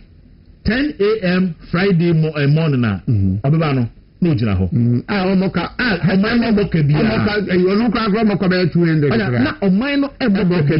But because of CFC, who said the Pemunti near the mining resources. That's why I feel like Cruiser about Kufia Kwaguna Sweden. When you send the Kwaguna Sweden last week, many honorable Nanabuama, any appentinum near Coin. Yeah, Jetona the coin. Yeah, call your failing near the coin near the bice. So, so I'm more car full of a car back of me. Lancusa back, no, Granobit me about 1,000. Offer me 2,000. Now the man is sicker. And I hear to say, economy wide, the year trade do solo, you know. Now, I fancy Canada or the a tofu 2,000 cities. Now they are quite going to show back Chini Paba. Abuse of state resources and abuse of power. And this is for the Musubayano. Mekaise. About 2008, Kumasi Ashefim. And you have 5:30, you say, assembly car issue. A police for 8. And a Nipa KME workers bear 6 come home. I'm afraid by ya, Obia Uncle Crapalo, Cassia, any chain. I don't bet 12 money. Set the Ayomodea, Yadomoka, business operating permits. And I'm saying, almost 600 Ghana cedis. And I'm saying 600 Ghana cedis. And the motor car, our place from what Trebu. And I'm a Baha, Eddie Padlock, Ghana will be a Nedima or Dika 600. The fair accountant here, accountant is a normal car 1 peswa. There's a Baba Bemu, Mutimo, and say, I say from the Bababitu. And to be a new 1 week on Babitu. Send no matter to me if and this house, you know, a woman Timo answer Yakon, Yakodiboni. Omo Babemu, Debiana, no more Abomutim per se, Yokaku Yewi. And just don't buy a no more. And sorry, that would be a more empty before you any paper Suana for. No be a Sony Yonkum. A 2 near not 2. Once I said, we MPP in quality, you are a target. We a target. Say, your target to the dada. You are your fair. Oh, Monto, I'm there. Yeah, you already had to, or much, the red ink naturally. You say, yeah, dear. Umina, Nagro. Professor Kinsey Naku, and the pay, the Machipa, Mancha, Emmanuel Dupoku. I don't have Emma, or that they don't bet on yamu meko meswan se na enkete bia no ya no enu bi ni ayamu na yabɔ ne boa ne ya to ama na dey betu no bo edi ye ni abema Emmanuel Edupoku oton plantain chips e wo TUC ya tia woni ni plantain supplier kabla go antibu si akọ ya tia wano pe ni bra penny ni bra no dey rekom say you as Erica na anu so di Edupoku ye fashion designer. Okay. Indeed. No. Okay, will be a yenko. Sorry, Vato, there'll be no nothing, young trial, Manusu. The other kind, Mrs. Lydia Opuni. Mrs. Lydia Opuni. Masse Amakom Ezi Asafumu. And there a birthday. And you August Opuni. And no money na. Mama yes tamone o munyina pastor mo mu say yemfa afidie we so na yema happy birthday amakoma zi asafo ni nyina so etachire a yema happy birthday ne o mu say twiri amponyankopon koso no wonhyira na bibia wo ye bia mpaibo bia wo bonu kokom bia no de ebeboa wo e wo nyamsumu ni wa asase so asetene mu no Awurade enyamanti Mrs. Lydia Opuni anopai yema happy birthday after branch o to so your friend Ben Sedu, and then what do you feel? No, Papa.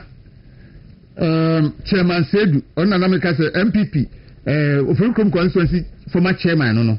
wasum party no pa ene o papa say yemfa fidie we so na yema happy birthday Zarek edwasi ntafe yeni down right ebisafo yemfa sima kakra yi na yen nton ade kakra ye dika je ni achimo diagnostic ba industry obana di 74 eduro aba no sedro eye immune booster papa hodi wo mo nya asem ketwa na de enwa wo mu se bibidu ati se ensuo ye kura mi eni nsuo difference bi eni this a test na be difference wo mu no na immune booster pa anti bo ho ba ye ma immune system ni nya hoden kutia yare bebre ndo ta anu bia yare no kra emebo ene do how bia abro and what is some of them yare be to say high blood pressure high blood sugar afi hepatitis B ni C HIV kra echo na unum say do we bia ebo ama onyi chepa when your kidney infection and liver infection also prostate enlargement obo wa intrada de obo ko be mfie mi ni da so bo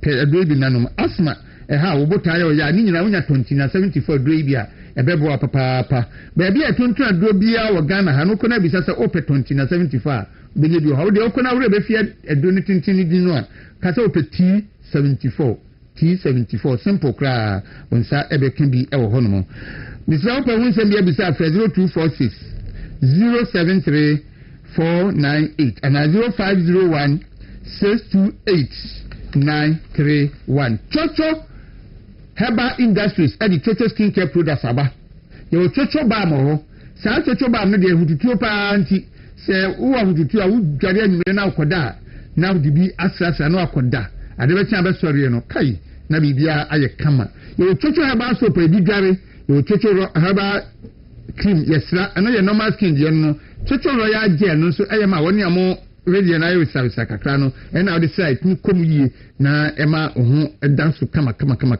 so tin no ho agya fa me so pe Chocho hair products ni bi na fasasa yo Chocho hand and foot cream ho so unsa emuta ya din onanti ta papa so na onye bi na yusu a eno so ebebo papa Chocho skin toner no eno no ema ampa se wedi ne no to shen no onye bi sesa and the never be koyi oko pandama palace mo patrona tota e was printers news supermarket bi e benwa sa eni pay obenye bi ato e wo hono ye akoma nkasim ba fi kromu a na eye Edu Herbal Hospital ene ye kwa akwaja yaresa omde bibidro esa yare wa huro bebre na yare mi bi om se ne de omutimi kasa de om se so mo bo se sa yare we ku ade wo mo edi mo akotin om tenete no eye bema ne oba empaso agromu yare STD ena face stroke say ebicho na ba wo metu asese ya amount na sa hospital you must have be e wa kra odoko official town class Ebenezer Preparatory School in Chehwa nti ho so kwa de bibidro e be sa yare ama hodin abefie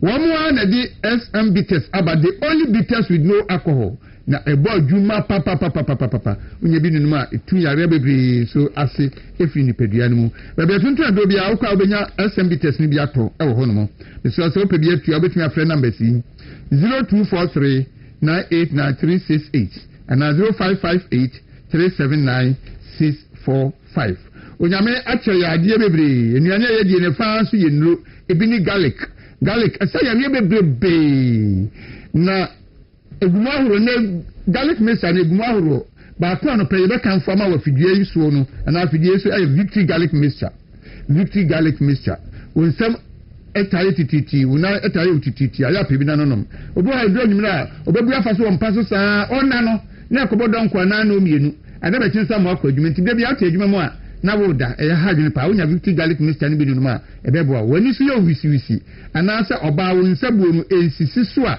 wonya victory garlic mixture anu so be di wakagene mu ba bi atuntu ando bi akwa ka se ope victory no mo enta utim enko ka se ope garlic mixture ka se ope victory garlic mixture na di correct one no na fa ko sa ho yawe ope bi atuna wo kuma sa ko PFA pharmacy Kwalinak Herbal ana Misty Herbal wa kan so ko Repast Ventures so kan shi gari na natina test herbal so a benye bi e wo ho no mo number no ye 0242 545633 if you ane de ni chemo Tabia Herbal Center o me de Tabia Herbal mixture aba edo we tu malaria fever enya ututu asepa na eboa ema obi ananum ato a wontimi ni die nsu no otimi didi tie aduane da nkasa nti we ni se ofia eboa fidua no nyina obi anya nso ne die na ema nidie ebe fie ho nti tabia ba me sade abusua nkyem fadura ese se fie bia mu ebi ewo ho no na Dr. Chris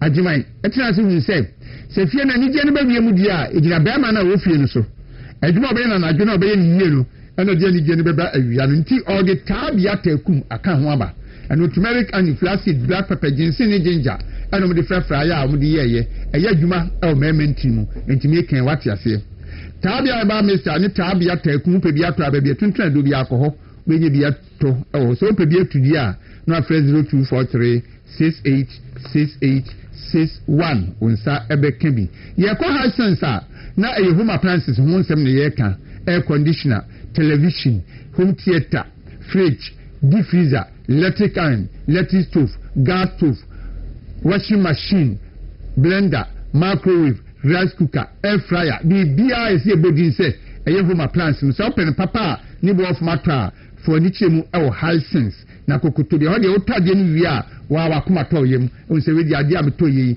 menya value for money you see better value for money office ya semo sense o mo to mi show rules na peti Ghana ba bi bebre o mo unique number bi wo ho enu de ba bia o gina bi afra bo mu anu mafa nti ba bia wo nu show room e ben wa number na eso fa na de two na hwe to ho 0302 550 000 0302 550 ofra o meche show room e ben wo na akoto de o pese oko da yesu mu se o pese wo chinchin wi ase na unkata asem aya dindin me kanfo Cleveland Company Limited amount also person ko US Canada Germany and Netherlands be hu won mo ebeboa de okoye bia omo ebeboa na wotumi akọ wotumi aba asomdwie mu omo chado East Ladadi Kotopon ko ha beto na obetumi afre 0530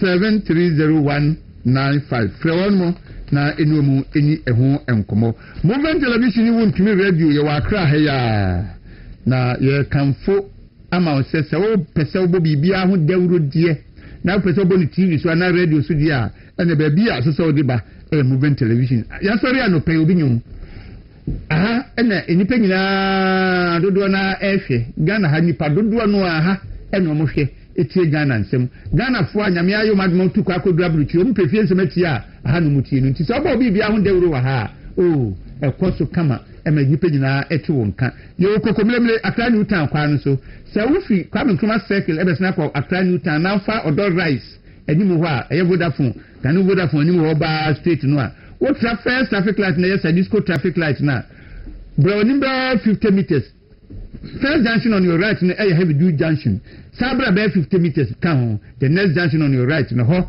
na movement television won't me radio ye wo oba ye no betina se na napokumu wa ha omuno be kasa na fi yaboa abo jatonde hu Dawuro ama ye number is 0509 301 401 0592 589 720 and 0246 375 134. All right, that's where me da say ti anope Kofi Nyamiche from Natural Ventures abe cancer government Yao, you be able to do. I don't know mobile naturally now. You cook one say who say who you papa. Na fugu chami tumo. And the mutual to madam but on your own can kakro me the bed down. But na Natural Ventures are paid in a moment. Yamiadum yin na ya hu ye. All right. My intiwa madaruma. Yo ebusia adamfo oba unia Kofi Nyamiche ubetimi afre me Ghana fo ina Kofi na ma pagya mensa na ma kase ba ko pe no size unhodo unhu enije nti ena anope mesuma ba betena wo twedi ampo Nyankopon adom ye nkwa na ye keka ye ho na ya so ati dede na mogedi mu ye mu afurusane na cheche meda abodwe mu de na chese nyame wa ye bi papa enye ni penyina na nya akwanya etise eniti meda wase pa se mfidie no edoso na wodu we fidie no atoa nyame onhira kosua na tie na kosua boa he ma ye dwuma no nso so enkoye na ekoye saabia na chese Ghana so efa ne tampa efura on etisen ye number ye didi dwuma ewo yaso ye 0204 616161 0204 61 61 61 and I say 0249 017101 0249 017101 yɛbɛbɔ nkɔmmɔ ne yɛdi nkɔmmɔ ne ahwehwɛ nkɔmmɔ mu ne yɛwoyo nkɔmmɔ na yɛbisa yɛn ho sɛ yɛkɔ ne sɛn anaasɛ na he ɛne ne poma sibre mepatwɔ onua deɛ meka nyinaa sɛ yadeɛ nka wo nto de ma wo nhyɛ de ho apɔmuden ɛso mfa so na yadeɛ ka wo to de ma na wo hu sɛ o saa na apɔmuden mfa so wɔ so paa yadeɛ ama wo bi ne yere ne kuna one ne ka ntɛm ɔte enim ɛnɛ wagya no hɔ kɔ enti bisa ho sɛ saa ɔbaa no kɔ anaa bɛrima no kɔ a webusuafoɔ ana wo namfofoɔ deɛ ɔmo yɛ nkyɛn kora wɔn ayerem enti otwe dɛ mpɔn totobo nso ɔsɛ adeɛ ɔyɛ sɛ ɔdɔfoɔ mi yi mpa yɛ sɛ ɛnsi wuye n'anya ahoɔden nti ahoɔden deɛ ɛyɛ adeɛ ɛyɛ dɛ papapapapapa obi antɔ aduane ama wo ndi obi anhwɛ wo kora na maame wo ahoɔden a enti ɛna kofi me sɛ sika yɛde ahoɔden ɛna edie ɛne nti yɛbɔ nkɔmmɔ afa naturally nupa yɛde abɛ dwama so a ɛbɛboa ɛsan sɛ de bia meka kyerɛ sɛ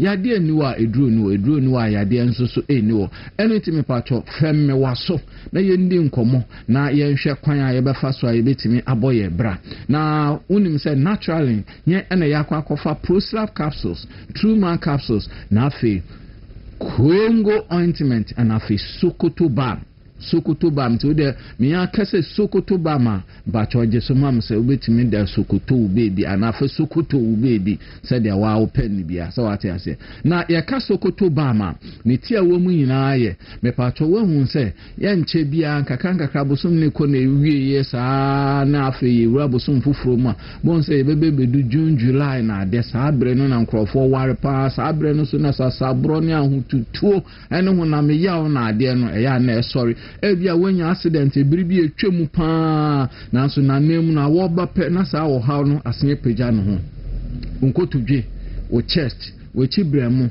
ana wo sisi mpacho saa nneoma na eba wa wo bremu pa eno na wuni akofi nyameche me ne mapamfo ya tenase ne akwakofa Sokoto balm de abrel na wa uti din Sokoto na de na eba utiri mo say wo school no ye social studies no ho ukọ off wo mo na saa wa we hu na mpese meche Sokoto balm dry de abedwa ma so eba na ahotutuo rheumatism sasabro nkotodwe wa poso eye wo ya nneoma ntimi enkoyi ensisi ye so ma wo de a pacho Sokoto balm fatwetwe usisi muchibremo ukon na eye wo ya ana wa poso ha ma sister bra ebetu ase ama wo deku ama won so we feel na won so wetimi akonipem entenase endampom ma yade enka wonto mpenufo so obi bebo ma wesu a enye te se de wankasa wabo wo ho da ene ntimi se obo aboso na ka osisi so na afi ham na tisi nsuo no mu na ka kire ho se obetimi abobra entima masasabro ne ahotutu na afi joint problems emerge enta mpaso na bi yes it is good to fish for yourself rather than somebody giving you fish. And intimacy of man that them. For Sokoto balm for children, na ebeboa emampacho waye ba na waye bema. Now the Sokoto balm here.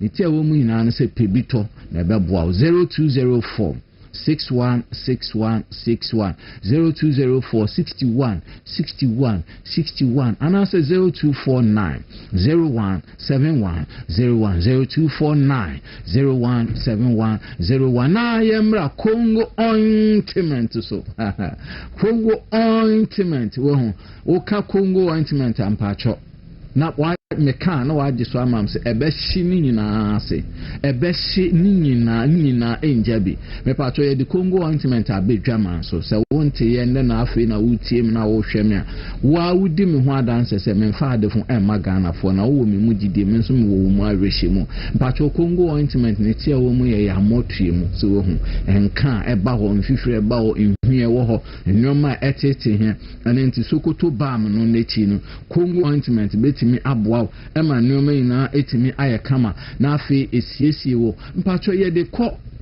bedwem eye wede media said there wa who TV so me read who say me skin FM me be man na sister mbesa wo de na ya akono chen media bra mbesa wo de na ya fa chen media na wa wenya vim wenya confidence nti yenyi nka na we ya motu emfiri wo afi hu kekawa kongu ointment na make am for ama obowe kakagia enkoya untimi nton ade untimi ma obi eduane kongu ointment na ntemu apropro na hawa pacho kongu ointment me pacho wutimi ntimi mfu yie me pacho uyo ba dandruff how atemfu yarba etutututu enima ese wenima kongu ointment nti mo ha ene mo ha sister so wa me kan wa we hu wa tu hu fo pacho kongu ointment ye manke to ano pacho tomatoes how na afi tumu koko how pacho kongu ointment afi misre wo ba nsuo bi gu pampan bi wa hensio emema yempesa ade no kra won se sa white no pacho yempe nti misre ba ma bi akuta mpaboa tuntum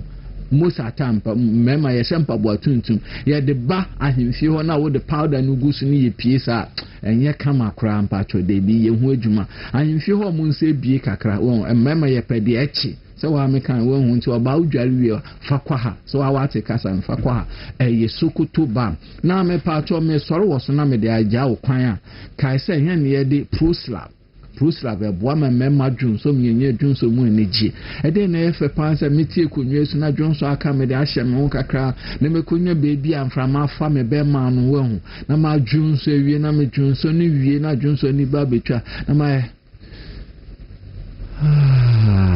dwunso no ya dwunso mu feel ma dwunso nya wode na mbo mo beye bemma wo mpaso a wo sade amaye mensa no beye bemma wo mpaso a ye friend true man na maka cho se memma ni na ye nkote na ma no metwem meka se memma ni ye nkote a no waje so amam ma no betwem nti true man capsules ebema wa ye bemma waje wo 3 points ebema wewurawura na ya fro miwura nti me pa cho ma ho me no so nti proslab no num tu anopa wanum true man anopa no so tu chese ubadwun so efili na afi wasen aye bema 0204 61 0204 61 and I say 0249 017101 oni akofia meche me bibia ye die bibidro hu dwa bia mpacho nupa ye sokoto ba mbenye bi kongo benye proslab benye truma Dawuro aja pacho mamfo akwenye kakra minchia enuanu mienu paani oye machine oye repair machine just wajidin papa ni de bia ha ana TV da minchia o mpacho onyi ni TV movement ha ashama wo ashama hefa side wa ashama Lebanon side wo no kiti paani Dawuro si ochia michiano sa so fa bia na ba behwehwe me da se sa so na michia won so a won so wo hwe oba ba ko Philomena a won so ton asana oba ba ko kufinya miti so wa kan wate ase oba ba ko pe okay mate me da se bi so say from ni de adwunso no de wutime dwunso na uyi from aboni we kira de na ade ba ko ye da wasase su pa sese bi uja wo na wo dwunso feeling wo mutu finya mete me da se ne wan calculators maso no yi ne maso no I was ya ko finya mete from Natural Ventures na matene kametumi kana makom Nature Medics for ncheni Dr. Siamedi nkomamu de yem ni ensebuo eho adwuma ene prostate ena mo ye ne kese pa abani Martin medase bacho boko die nyame adom Dawuro yebe nyanko panso obade adom yeso eho ye pa wadawo ma Nature Medics ede na mboma ya no pe medase berencha esonko fo Nature Medics ede ma movement TV ahefo nyina ka Nature Medics dia na ye wapomuden ho nsem wapomuden ho nsem ene hia tide bia esrew se o sugar ene obipi de emfani agro o ha o so bowura ebi ye kikire nsa be bi ye sugar na wa hwese de esitie na ekosoro etimi aso anu ntentem etimi de aye de amaw entra ho ema be ma yensoa emfa onko hospital bra o sugar akosoro ama na aburo so hyperglycemia ana se wako coma ana se how biaba de bi entwen check it they be also check it and check ya every 3 months biano also who say the sugar level sit here obi pino also to me check it aha na ho se de city na niema anye nsemu anye de amfa ma o ho anu bo wura ya sabia o so pese o hwese de o kidney o liver o cholesterol esi etie ebehwe nyina ama na opomudin nsem so etimi atodwa na aboa aha na nature medicine ya homa ide adwuma 0248778899 0248778899 na enuro awra ide abedwa so no ebini gastromixture menoplastic mixture ne prostaplastic mixture na gastromixture de adwuma de dia ne se oyefun aha krobia aba oyem ulcers bi aba oyem se esophageal ulcer kuro ato minimum ana se gastric ulcer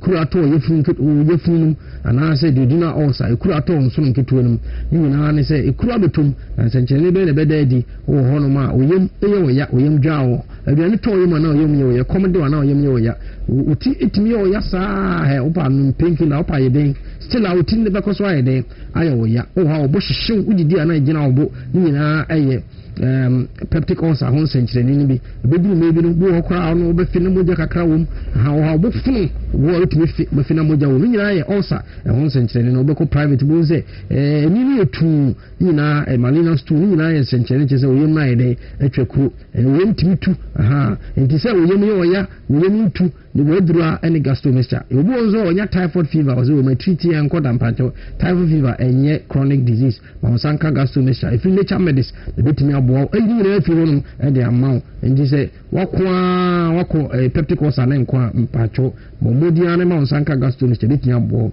na yo ba so dia aduro wanso a nature medicine dia ba amount eye menoplastic mixture eboa obebia menses no se emeye etwetwa sisi eba emuja mani etu broso wayase ya woya go ha etwetwa kokora prekope aha emenoria secondary emenoria aha ni nyina no bibi na abehyeho bibi na akoso hormonal imbalance na bibi na akoso nti na ama emuja no embe biim no aha ni nyina no ohia menoplastic mixture nti se eye oligomenorrhea o menses no a bad protracted period of time we have 21 na 35 days in between why the menses every no we say wasa ehu emuja ni nyina eye menstrual disorders munya menoplastic mixture betimi aboa obi won so so a moja ni timi tuna na ni so biri no betimi kura twahwe ma wasa enka menoplastic mixture fi nature medicine obi won so so a ahemfie honum no yeast infection afaho vaginal discharges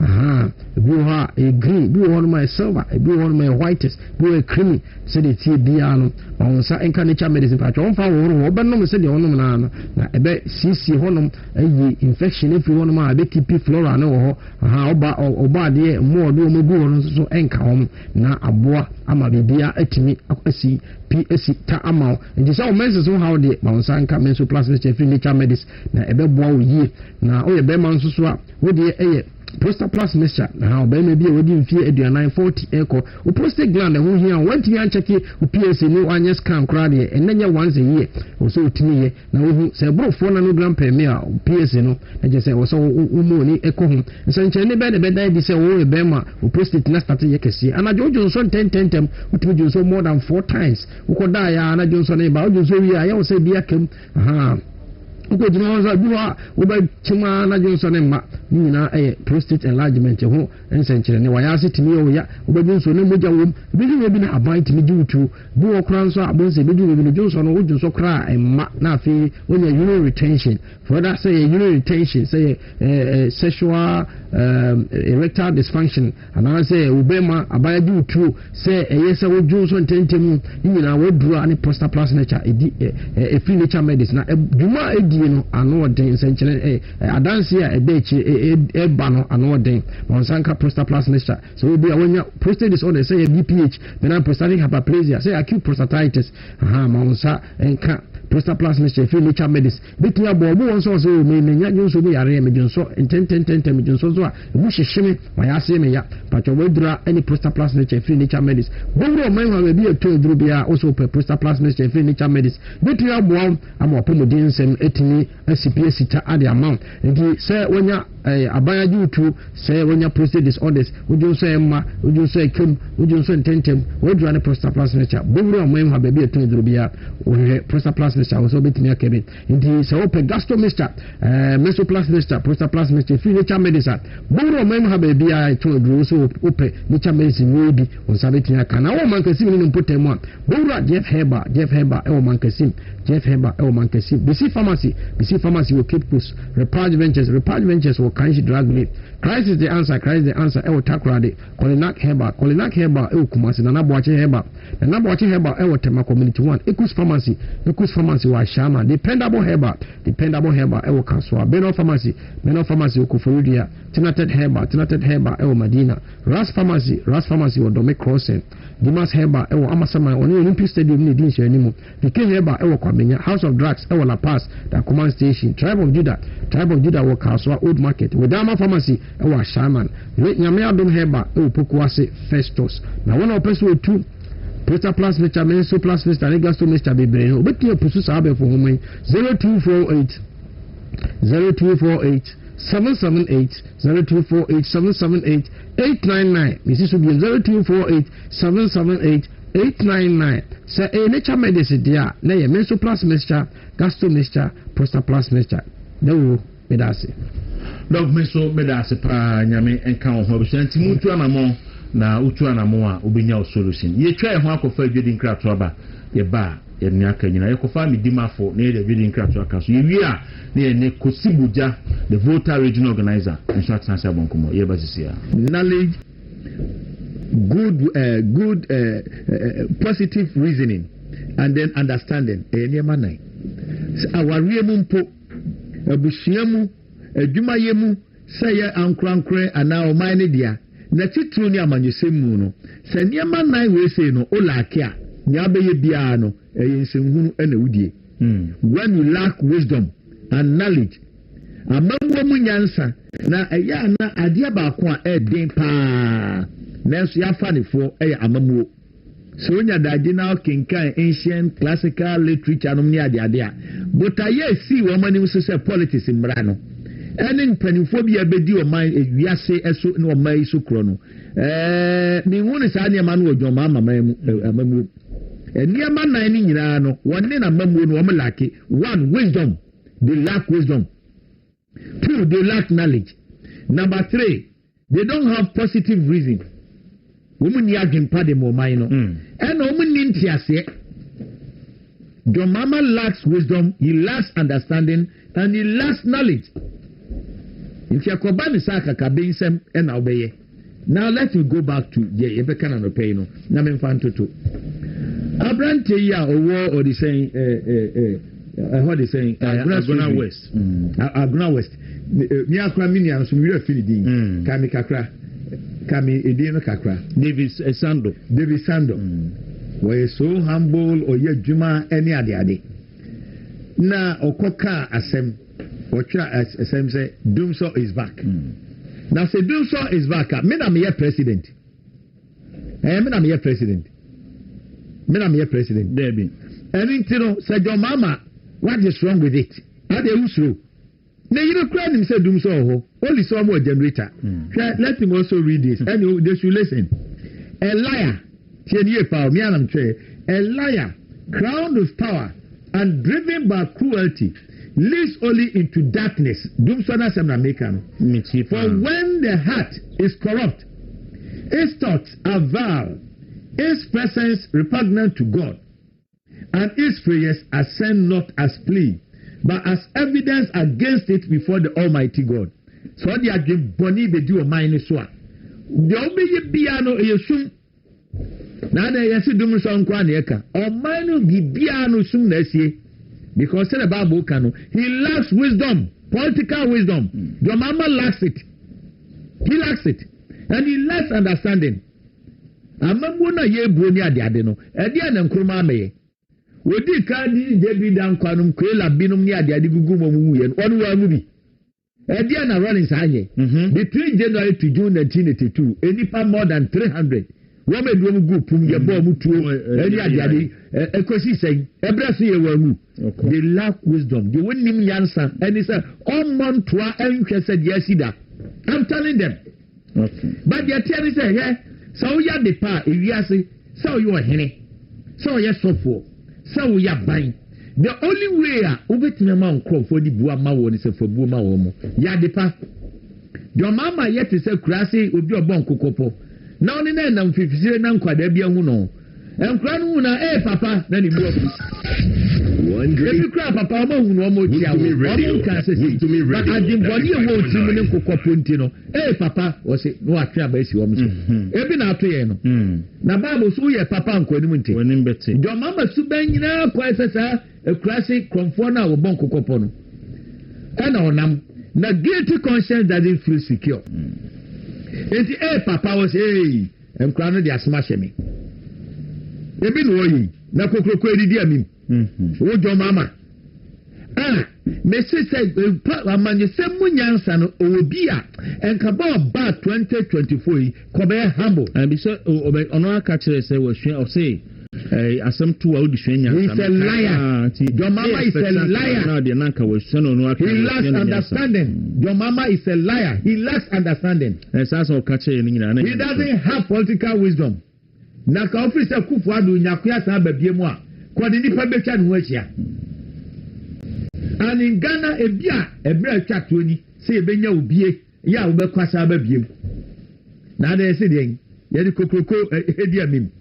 Oti aze so onye mebu na wo kasa no anhwe yi a che so odi abufuo be kan sem bi ba enya abufuo na embom ni ye yi ntan ya mena ngunu se amamuo no ye di nyansa ye di nyamsuro ye di nipa hudo ye di manjo na ye kwamfo pani awo akura se owie wi ankoko enkwada hu wo mo ye nka asem kra no atwa ba esi wo so abrante de no ye etu anu ani yiri woni mi se ye dasungu sa title no de adwo mama wo dia sa title no ye wo dia dum so Ubebia na planning. Na MC Bia 2016 no ko perform woefully bad no.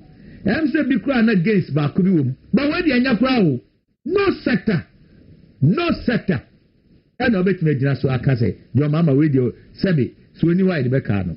Tell me. Da bia ogu so shebo. Da bia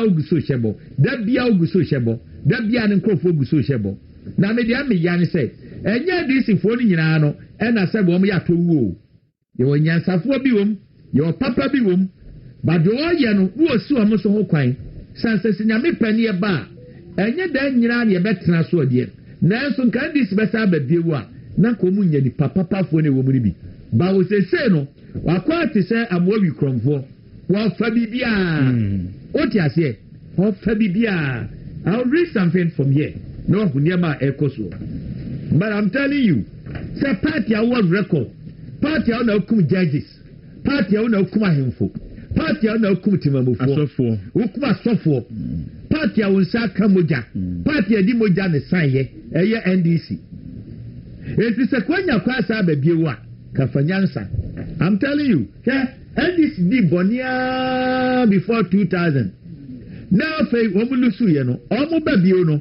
2008 no South Idiom de buy new NDC and I won't kai pa o si new NDC after the na mi ya wasa ba bio no also sa to ni din foforo na den banaga na fo wi free say abo wo da ne ho a ana so hwane ne ho a wonane abrechi o we wo no a ana mebo a won dia abrechi no a eno say but ya ka mi meka ni say ewom asofo bi no mi yakokodu fo no beka timamufuo bi na wakokoduro no so beka na nsiri padodo no ake anu tumu a sania modikai waka asem edi kire ne wafa ase e wo Esther say so oko anu tum kura na nkwaje beba no. This is the time and it's a sound warning to the people of Ghana. Say wo na oto wo ye radio presenter wo na ye nwan say wan fo anu antuma nko say niema e koso intimidation jo mama wo wiafa ada nko a na Ghana for be na beka say o Ghanaians also need to take part in the what did you mani nua na no kra say nua na dia o wadi benkum man wadi ni fafa se age what you say enti dia wo ye no si ansori ami anka ebedru mi ebre no ebe ha dwen hwe amamu a asai ewo wiase nyina no oni ma de kro eye nipa dodo no o se kom je o ma de ka so pani uduebo ne amie ya no anka no se nipa no ene boa mo man ni seye so what you say amamu bi abakosu bia a footro and a buenipan. So when you are now share Muslim for Islamic concept of leadership. Now share Christian concept of leadership. Your mama is out. No one that's always social democrat. Share assembly another kind. NDC Obia Wofon Biano. Share the ideologies and the characteristics of each of the ideologies. Yeah, center right. Yeah, Ginyamidi says a Yamini Mua Enkoye. Intina Donald Trump, Nisam no Odiano. What Ginyamidi? Because Republicans, any MPP, anyone more center right for Ninano, liberal democrats, conservatives, Yagisanya Madidi. NDC, they no more social democrats, no. They don't believe that God should be part of governance. And in this, your mama Bumania, why a sadistic a triboding a woody adding, and what they I'm speaking to him this morning like a Dutch anchor. Near Yama Rimonacha Moon Crass, they should come out. What you say? Any Pabiana winning and coupon, only answer. Bible so nyame asem wo apo ene nyansa be na wo eni ti so otumi ka se medium wo party ya yin nyame nia na wo nyansa no hin enyame na meka said by the Bible by the Lord enti asofo ni bi no ebia na you are deceived ebia de mo penti na mo kodi akira wo mo ankasa mo nyame no mo je odi abompai no dabra ko sun yi Mary Usi yes saba yoy ne ho nsem setie ni ne manum no obia ne naja do mama down for pa na say alaji wo kofa no e no ne wo ba koto so enum obia ne naja e che o na so ma siasa fa che nu ahwim no so so abedi ni sai woni ayi mo na te odike ene jataba mo na te o mo party church ya say wo mo te party ni wie ye pa no e ya da so asi una o no na tuna kukum bremben wa breche NDC fo mu no party ni de ya na eja no so be bra MPP NDC o be ba no kra ma che kra bia na abo ya ha je no me ready abayo ya no nam o shawa ana abo mema o ba ya MPP ye ye no wa o ko mama o ko out na judge it wa no wa breche NDC fo no wa breche o mu your mama his excellency ya ba kan sem natural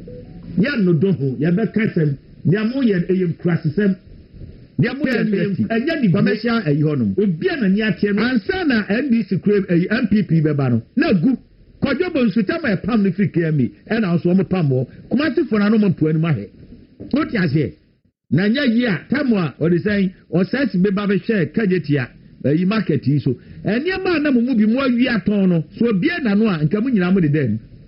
And this element, it me dia kufu ado atem yesu. Want to me radio 95.9. Nyansa be ni wom. Dia mo ye no nyansa ben. Atese dia si edi mafa mafa dia. Ka hwa ne fa kane. Kumuna na do maye na na kuna na do maye no. Enke na ke bedi ka afa. Ba control fisi mi suma ani mani. No wonder sa dem boni e wodon mama ni NDC fo ni bi ntrim. Abu ba bia na ne ma sei. Enra me se me tie radio station ba kuna me ra ho.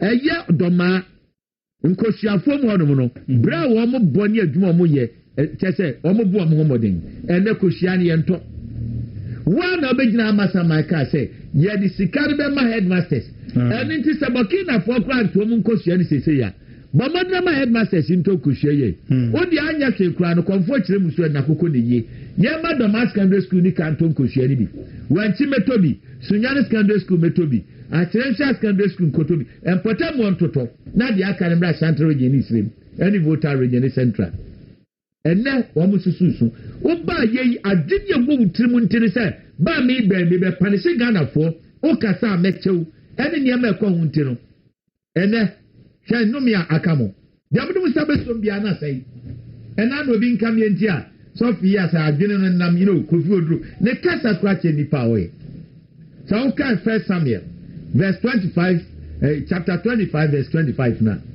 obebi a your friend Abigail na Abigail na David wono no o de saying nikunu your friend Naba ena nikunu enkrofo no mo hwenyan so adom edom kokoti a wo mo ena David enkrofo be konje wo mo eduru ba bi na ho kire kakra ba na David sman enkrofo ni say wo mo nko no mo nko hunu o de saying wamukohu Naba na ɔmpɛ ne nnuane kakra mmerɛ no ɔmfa nyɛ aduane yɛkɔyɛ a nam so ɔyɛ gyegyentwie nti nyansa ni mu nti ɔkeka ne nsɛm no de kyerɛ wɔ mo to wɔmɔde nkra no kɔmaa David no David bu fu yɛ na ɔtwe yɛ sɛ momɛsene yɛkɔtɔ wɔ mo so werɛ nti ɔbaa no nya ho mpopɔyɛ no ɛna ɔno so tena apɔnkɔ so ɛdiɛ kwan tii wɔ mo nti David hyia ɔbaa no hyia na osii fam fa ɔte aseɛ ɛna ɔbu nkotodwe na ɔsemi wura mante asɛm no mpopɔyɛ ne srɛ fa kyɛ me waba wafa kyɛ me na ebo me kuru deɛ ne dia ne naba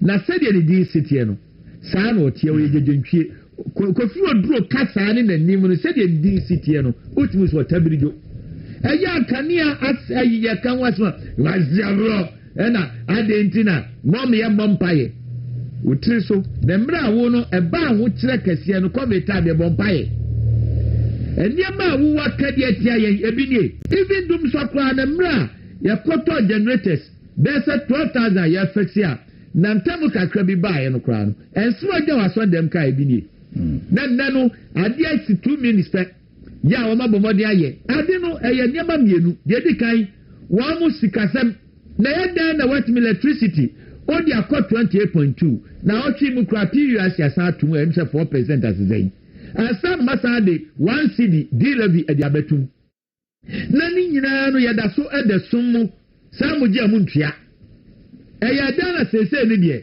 nkanea no mutumi gyina so 2 days anaasɛ nabotae ne sɛ mo wɔn na gyina so 2 days na akɔka sɛ yɛwura fia ne aka sɛ akɔsomo no ahyi yɛ ne ɛyɛ yɛ ne nsa ɛyɛ ade a yɛada mu abosome mmienu ɛne mmiɛnsa mpo mene wo kasa yi saa deɛ na ɔmo yɛ after sɛ akɔsomo yi hwɛ tumi gyina so mprɛnsa afiri hɔ ebi a hɔ de ɔmo num kane ade a me hɔ de ɔmo ne me tia do ahoma so asaba ana meboa ɔmo dum nti ɛda na kofi oduro sɛ nyansa mu paa nyame na bɔns paade frɛ a wodi a kofi ka bɛka sɛ nyansani adeɛ baako ma yesu nneɛma mmienu a mema fa ho no sɛ ɔwɔ nyame tebea sɛ de baabɔ ka no nanso gya toɔ bɛfa akoa tebea to ne ho so deɛ ɛtɔ so mmienu sɛ yesu kristo is the greatest communicator ɛsiane sɛ wɔhunu bɔneyɛfoɔ paa ne wɔwɔ dɔ de ma no ne kasa mu no he was not condemning ɛno nti na ɔbaa no ɔmkɔkye na adwamammɔ soɔ no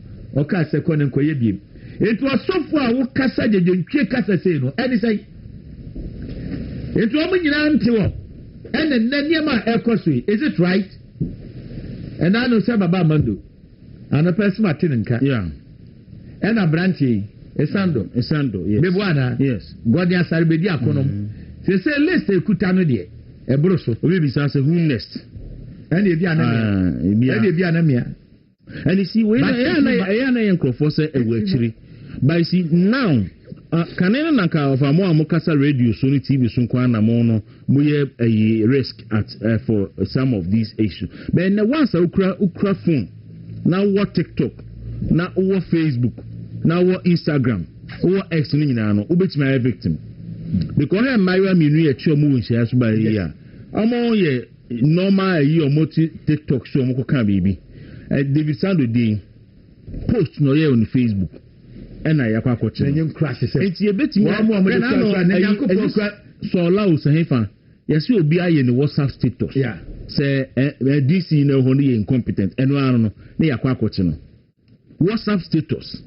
I'm telling you say nyame na botura ne tomi bi nipa yɛn so yɛbɛti ase ama nyame na nka nkɔfo yɛ akɔ awudifo na ka yakɔ hwɛ na kuo mu nyina sɛ nhunu saa maame nka bi nti ɔhwɛ ha adesra mede ma Ghana fo ne sɛ entrawo nkwa no ntum na dodo afunu mo sɛ yɛ baako mienu dia any MPP communicators no sɛ yɛ baako mienu dia emre bia no these people ebedi nsem no mudie look or say a nation's future is not written by chance they make a sort of a nation's future is not written by chance it is written by voices that refuse silence, citizens who refuse apathy, and movements that refuse defeat.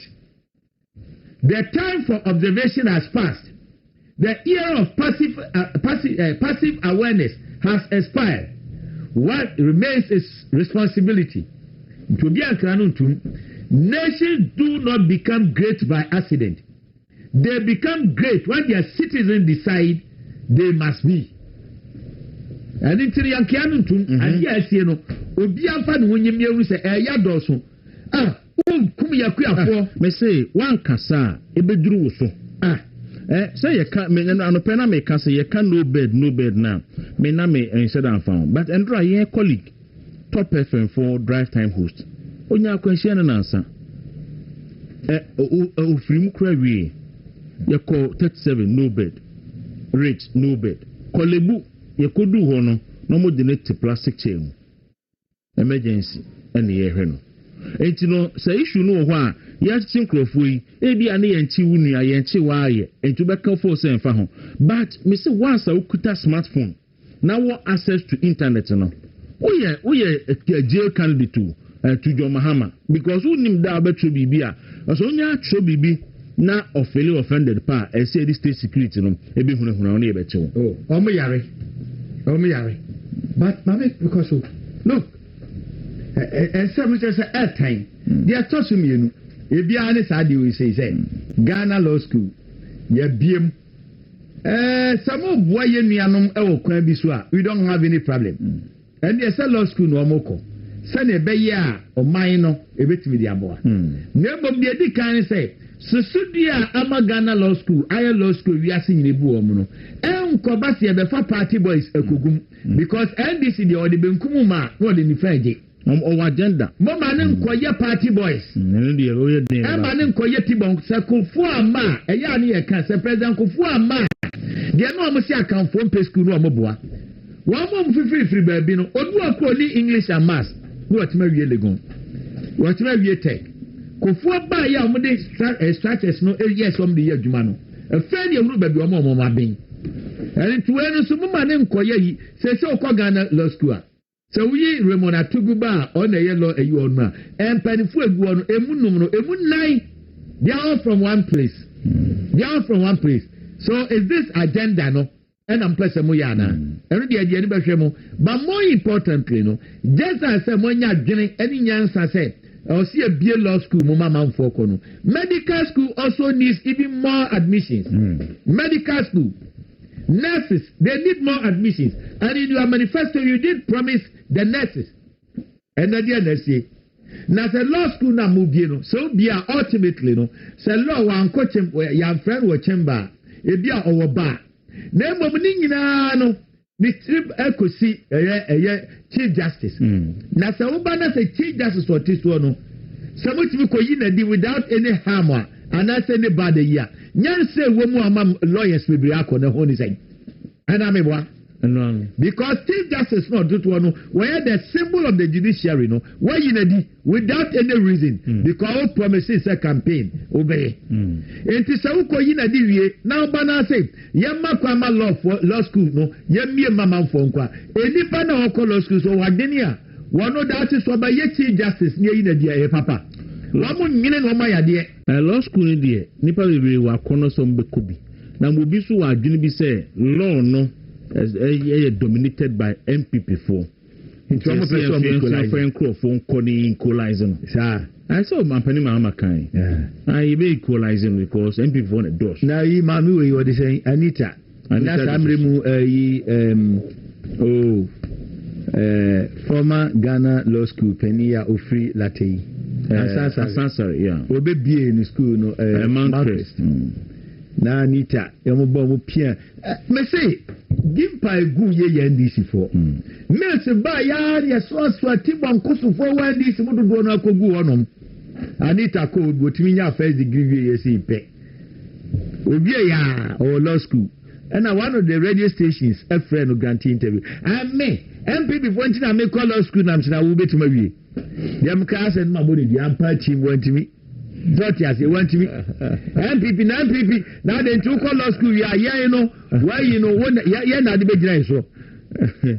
What you say? Muntino call law school. Yeah, Muntino went to me and you law. I'm like give papa who will gone now to give pedia. Emra na what is saying? Professor Adai. Just a near man the go on and the gimpa. I'm not underestimating it. But I think I can school no wasem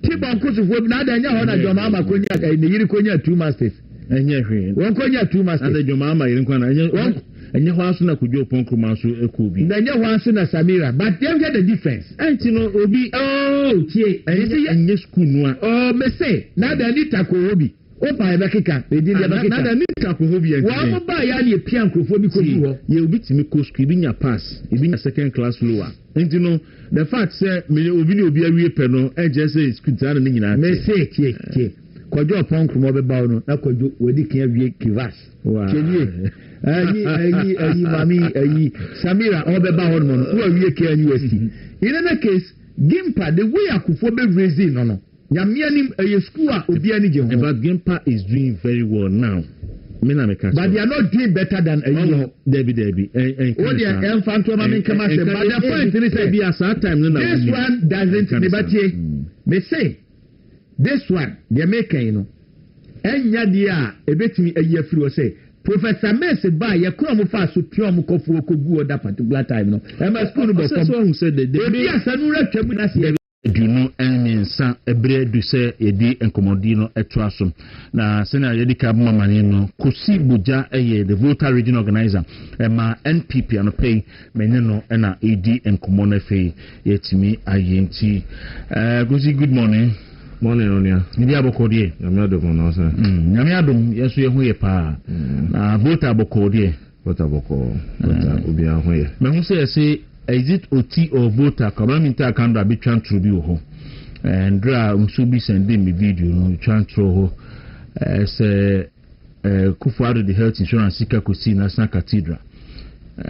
Na ebe pebre na video ni aye ho adwuma na ya ba bi so ache no de seja 2016 okon kran a na okodi ntro ma esi wo ha ofi ya no akuwa sisi ma esi wo ha yo na nyema akosen nyema de akoso ye na mefa akwanya we so achia wahwefo ne wetiefo na machia ganafo nyina ne MPP fo nyina in the whole country mechiamo reorganization aye so far some of the polling stations almost elections ebi so they've been able to be acclaimed meaning like acclamation now mako on oppose and me congratulate polling station executives now there so far and then I also wish all potential polling station executives and the ongoing polling station election.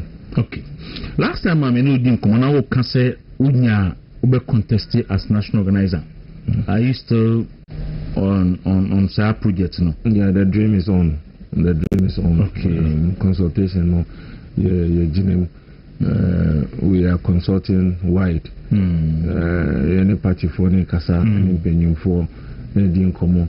Any officers of the party, elders of the party, any ordinary members of the party, sympathizers of the party, didn't come on. And so far so good. Because the reception Amenya towards this agenda no, it's been encouraging and make us equate. I didn't say NPP as a party support you to become the national organizer. I think that we do in our party here where we are looking at here in Kasaya parliamentary strength as against our presidential strength going into 2028 for sure there was a to me winning at all costs no here more candy for very experienced more meal name they've gone through the meal party nasi ejuma nasi. Being an organizer is not just your positioner you just come and occupy now I say with the microphone but you need somebody who extremely visionary extremely strategic party ejuma nasi obe to me a big party na aka party na boom where we are we need to get our party healed. And there are a lot of things that is going on in the party. Even though the sickness is silenced, no, but a cancerous is eating us so deep. We need obia obe to me area obi efie an exemplary leader over to me all the fashions over to me party ni boom. Somebody who understands organization and mobilization, and I believe that I am very thorough when it comes to that. Okay. And when it comes to why I should be considered as a national organizer, it is because so far we are contesting or we are gunning up for this position. I am confident that I am the most experienced. Okay. Yeah. Okay. But you say a big journey so first of all, your track record and your vision and a could me consider. And your track record anything or can say we most qualified on what basis and the Mawokasa. Yeah, onya me so medi nya kwenya di party na chi kakra me nya kwenya so dey asom party no over this period of time na me di police station officer da my be di police station organizer my be di constituency officer my be di regional officer 12 years near the regional level. Okay. In fact, my first time at the regional level, that was 2014, we contested the regional youth organizer, Mania. During the same year, and at the then chairman, John Peter Mew, they appointed me into the regional executive committee to be in charge of elections. And then after which in 2018, we contested for regional organizer, Miwini. And in 2022, almost a month, re-election. And then me a national council member. Me nya kwenya so dia som me colleague me di omuni as regional organizers in our omudin my ejuma bebre in different constituencies in this country. I've served on committees ewo party we mu amabwa me de me nim die abwa party in various capacities. Dawuro me nya kwan call US me call school in 2024 and a US for celebrity the US party, the MPP party in the US, a celebrity 30 years of its existence. Now, before Mumbai 30 years of their existence, now, when I'm forming the first ever TESCOM for the US branch. Okay. And my uncle Nanka Omuni TESCOM up to date. I see. And if you're able to do all these things both locally and internationally, it means that I have tested my efficacy of organization. What I can do has been exhibited both locally and internationally.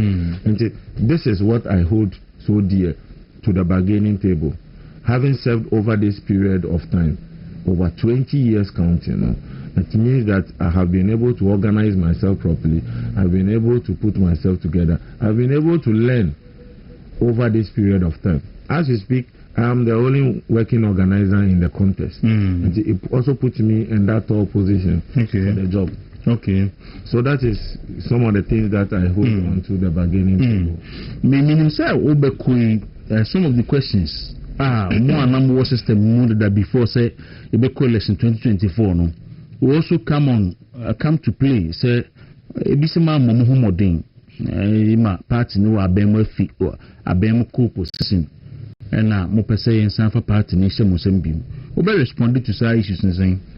I think that is two fronts. Say, Okobo football is here, no you lose, and a Black Star could lose match. Yes, you're bashi coach, no, and you're bashi players, no. But I'm engineering the entire players, no, you're offloadium. You're then say, but your share performance. So where the coach now born home or the Yansano, and a coach is good. Way defense is weak, strikers no man and attackers no man bomb. And so that is how we have to look at it. And so yes, even though we were in the system, and Sana Yekulusu abysmally, but a bimo bomb holding team. And so that is how we have to look at it and see who do we change. Who do we maintain? And I believe that some of us, over this period, with the little resources at our disposal, I think that when we are given opportunity to serve the party again, we can do better and even add more strength to the party. Coming from the Bitse Volta region, any party in stronghold. Now, or seek so really the party. No? Do you think say no a disadvantage for you? Not at all, and that is even more encouraging for me. And I think that the party should even look at it and take a strong cue from it, because even in the Bible, Jesus Christ the Savior came from Nazareth, where nobody thought anything good would come from. And for me, coming from Volta region is exceptional, and I think that it will send a signal to the party and the entire country. Say, baby, MPP in Bon, that's where they are picking their defensive midfielder from, who is the organizer, the main way of the party. And I think that should rather be a positive for the party. So, we are going for a national organizer from the Volta region. And don't also forget that the every race, it is not, if you want to look at Voltarians, and so to speak, before in the contest, say Voltarians, Ghana, and we are not just limited to Volta region. Makasa will be that very suspect say very soon.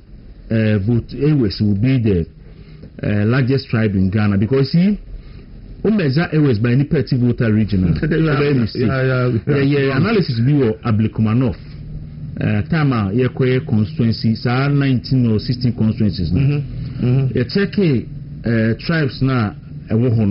Now I think accounts 54%, and Votarians 25%. And I'm saying Gans themselves near somewhere around 12% or so.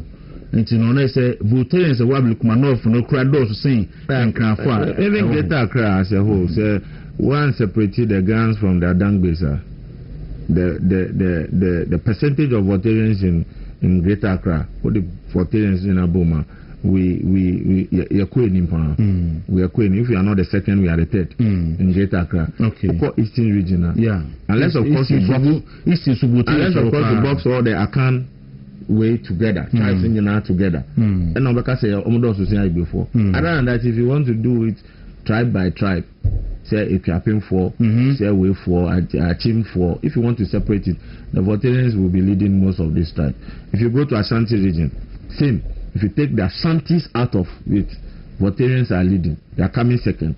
And see, when you want to look at Voltarian as a Volta region, then you are not in the game. Even in the north, our signature is there and wide. And see, if you are electing a Voltarian, I'm not sounding tribal. I'm just telling you that I'm coming from a huge race. And if you are picking somebody from a Volta region, you are not only addressing the issue of Volta region, but indeed you are addressing the entire issue of wherever we are in the country. But the issue is that a DNA to get the NPP the Volta vote, because over the years NPP are Voltarians. And going into the 2024 election, one of the constituencies will be under NPP to at least a Hohwe. But Hohwe was taken away from the NPP. So at the end, I will be to get the vote for the New Patriotic Party. Okay, so the issue of we losing Ayeko Lucy Hohwe parliamentary seat is one of those national issues now affecting as a party. We lost seats from almost every region in this country. Seats we were not expected to even lose. Domi Kwabenya. Yeah. Whoever thought Zenanka, you will lose seat Domi Kwabenya. So something happened that affected the entire party. Everywhere we find ourselves. So that's it. Now too, Niameye, what him say MPP before 2008.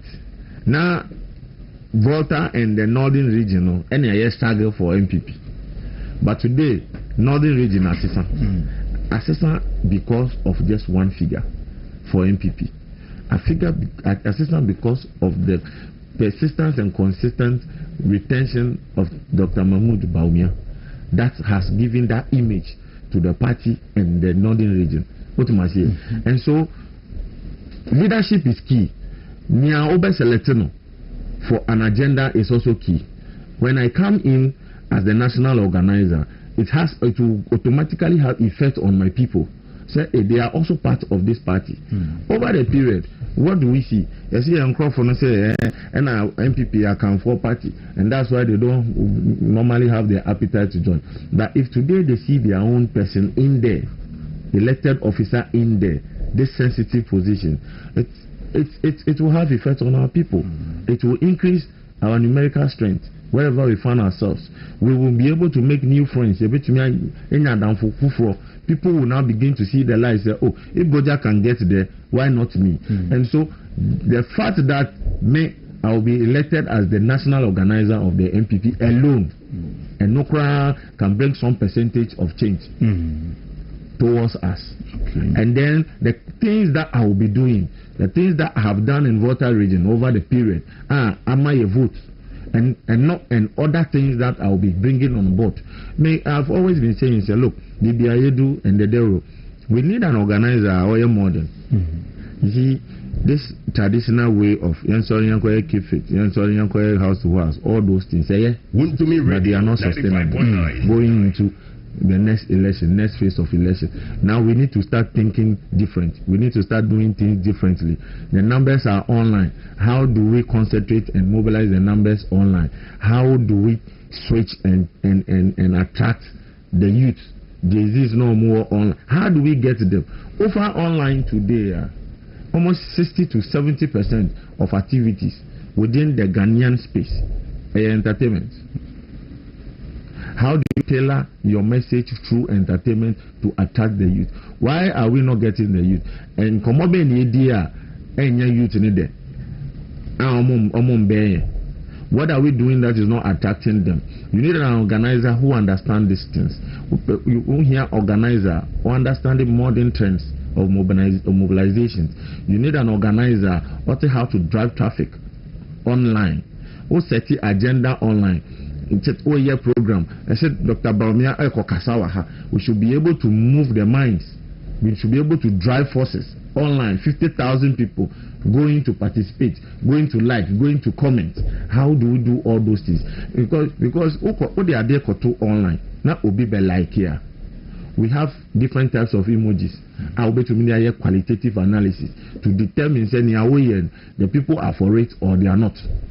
So when you take the likes, you take the laugh emoji, and you take the laughter ones, you'll be able to know say over a period of time, these are the people who likes what your content, these are the people who don't like your content, and then you will be able to also assess the comments over a period of time.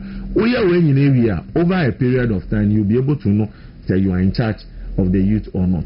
We need an organizer who understands all these things. We need an organizer who will be able to harmonize the traditional way of organization with the modern way of organization to be able to score a specific goal. One of the key things I keep asking in this journey is why have we lost labor? The whole labor to me has shut it down. Meanwhile, what the best history with labor. We have been able to handle labor to its satisfaction.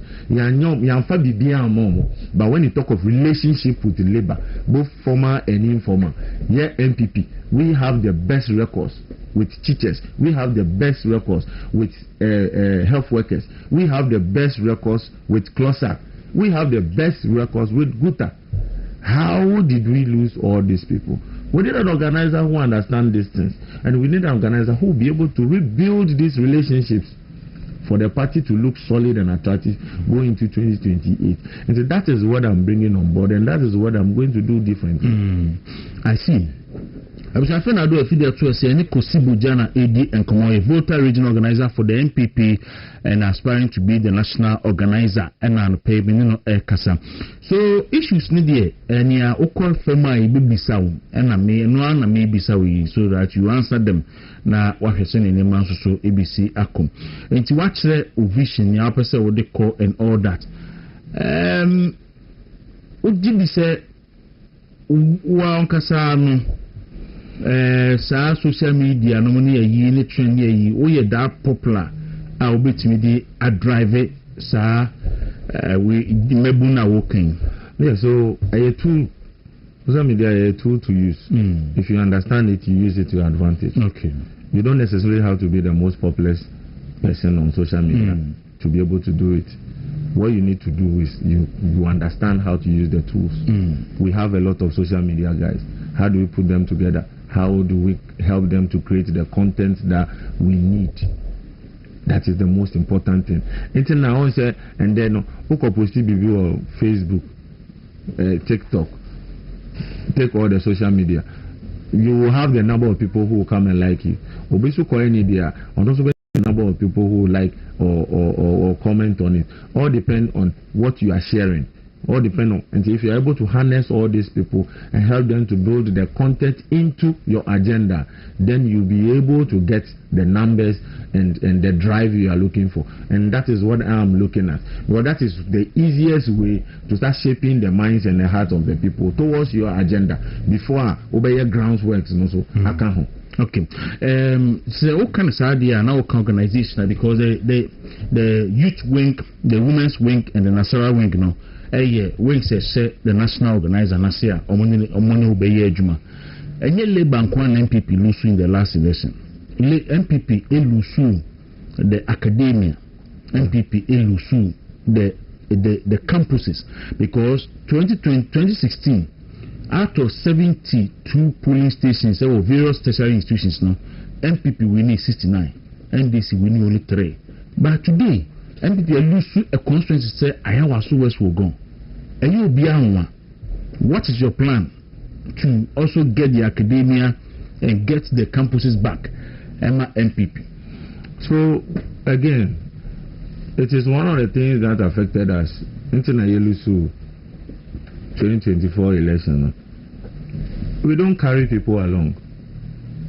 I said only in Krofoko ye now you don't recognize them. What happens? Only in Krofoko ye now I didn't be. If when you now could read the anime being now serving or being said anyway you are serving it, no when you be in there and then they see. How much and that is what happened to us. What's my dear? We lost the academia because not because there are no more MPP, but because almost I don't know. I say that relevance almost because I have also engaged a lot of lecturers on campus. This consultation I have gone to Legon to engage lecturers. I have a program with even lecturers. I'm going to meet them. Legon, UST, other campuses. Before that, Makwe training Kwaku din komo, and they will tell you the feeling, their disappointment over the period. Some of you see bio. You understand? So when you get people speak like that, that is the level of disappointment. And the party there, we need power. You have to find a way to manage the expectation of the people. You have to find a way to carry the people along. And then I keep saying, me. I am not coming to contest this position to enhance my CV. Now, me the government job. Me impe ministerial appointment. Me impe CEO. Me impe any of them. What I want is an organizer who will remain in the party. Only microphone ko ye jume vie na ebia. One na obedi omuni. E dia ko Jubilee House. We ebo ni humode. Nti mo mpe bibi mano. We qualify. When you do that, then you are now satisfying what am I saying? The base of the party. But now we feel now we appointment. Who takes care of the people? Who knows them? But you are the organizer. You are going to the trenches. When I would when I was the human resource department of the party when the party comes to power, so that you will be able to help almost sacrifice it for the party. You will be able to now you will become a reference point for them. And then you can now support them to attain or get what they want. When you are able to do that, then it means that you will be able to carry along. You will not have that problem of extreme apathy or AHT.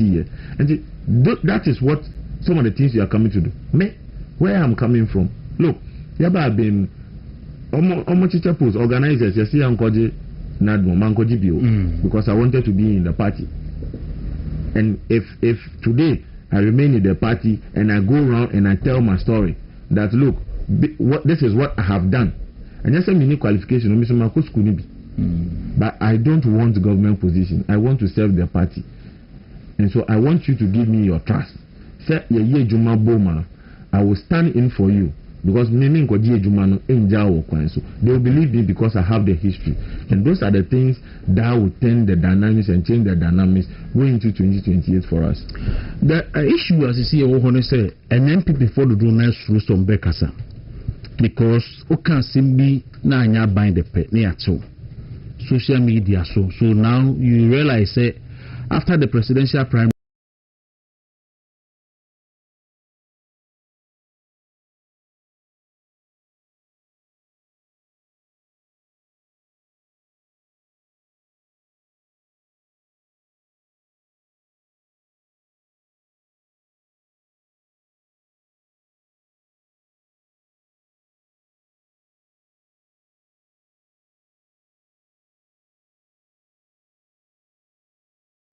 yes, so CID headquarters because you say, or he be a diba umiatem, Emma were responding.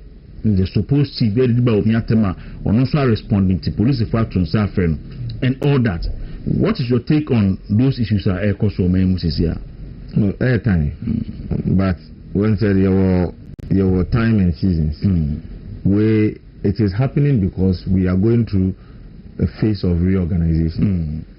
Sisiano, many were polling station elections in Kosovo. Now, by the time we will be done with constituency elections, you can't touch one. Because when you do that, you touch all. People want to go for their positions, normally they are your madie. Now, a many do and I don't say if you can pick one, then you pick all of us. And so we almost see idea is just for a season. And away we fade. What am I saying? But there again, as a party, me as a national organizer, then the constitution is also clear. Say the national organizer, together with the communication director, will run training programs to train the party. We need to train our party communicators, and now the social media guys, we need to train them how to communicate. Because whether we like it or not, there are laws in this country. We don't want to destroy this country, that we also want to govern. And see, we will have to work in tandem with the laws of the state. That's what I say. And they see thought they are smart. They've gone to smuggle in this communication act to bully us. We will still have any Ghana near. And my man, I'll be to me, I say, I ain't technicalities. You can't gag us in this country. What am I saying? I won't be trying to so now the allegedly account. I have made my point. And so we must know how to communicate even in this way.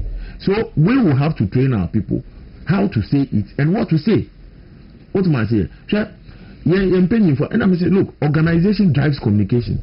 So if you don't have an effective organizer that will be able to harness potentials, all the information member communication officers, no, you can't get a perfect communication for your party. That's why your MPs, almost started this cocoa farms visitation. A serious issue because I buy a short change. I buy or see almost 6,000. We're giving them 3,000, 3,000 plus. I buy opposition almost 6,000. How about Burma match so 2,000? A serious issue, serious deception. By the assembly air call round, once a night it was not catching the waves, it was not catching attention. But until somebody you wouldn't even give a space. One woman in mic and our own person will bet now on chain. Obaya the mic man now say Mahama. That took the entire country. And so people must understand the trend of today communication, what to say to attract attention. What am I saying? And that is where we need to train our people. And so it's not just about say, where from for no can just like that. There are ways you can say it, which still means that where from for. You are getting me. So we also have to train our people how to speak so that at the end of the day, the laws will work, but you can't get us with the law. And that is the most important thing. I see. And so building up process, but I mean, a reorganization where they actually send so far in various police stations and constituencies. Some places where my issues were only there. Do you think a united party going into the 2028 elections? I think so far so good. I can speak for Volta region. Okay. Out of the 18 constituencies, I think so far, 3 constituencies and I'm at say more serious issues to extend say on person they call court. And if you are taking 3 out of 18, then it means that we've done well.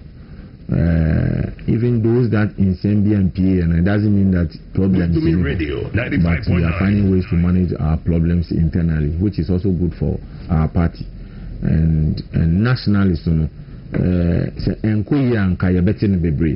But I think it is only few places almost news but I think largely it's been well. The good news is that you are getting people almost coming in their numbers to contest for positions at the polling stations. And today, and there are your position secretary ni electoral affairs yes a minimum qualification, and then the qualification at also say you have to have a minimum qualification of SSC, and we are getting people in their numbers to fill those vacuums. It's good for our party. It's very healthy for our party. Into reorganization, and I'm very sure, sir, by the time we'll be done with polling station, the electoral area, the constituency, the actually national level. And for me, I see so much way. We are in the right direction.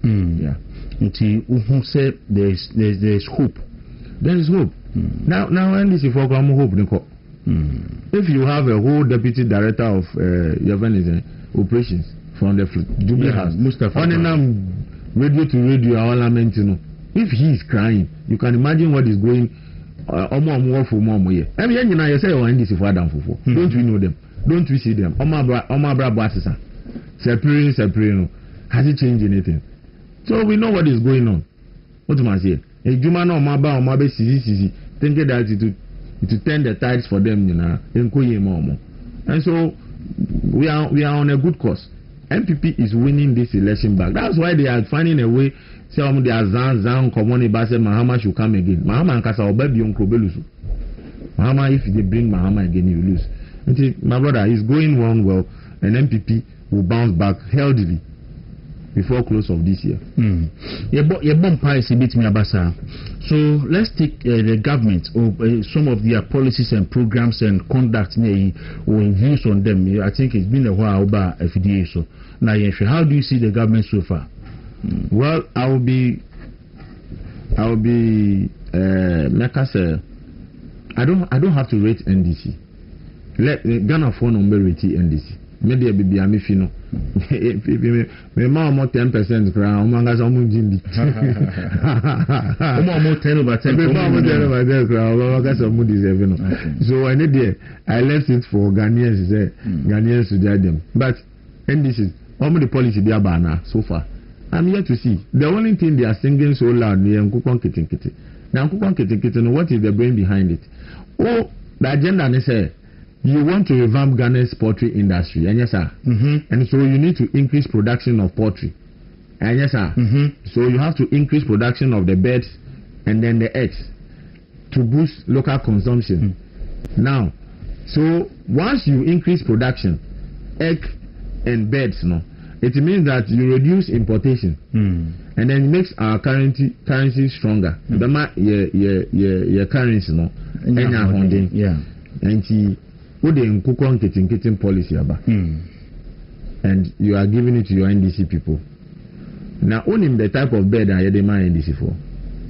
If you want to really increase poultry to defeat the importation of what is coming into the country, what kind of beds will you give to your people?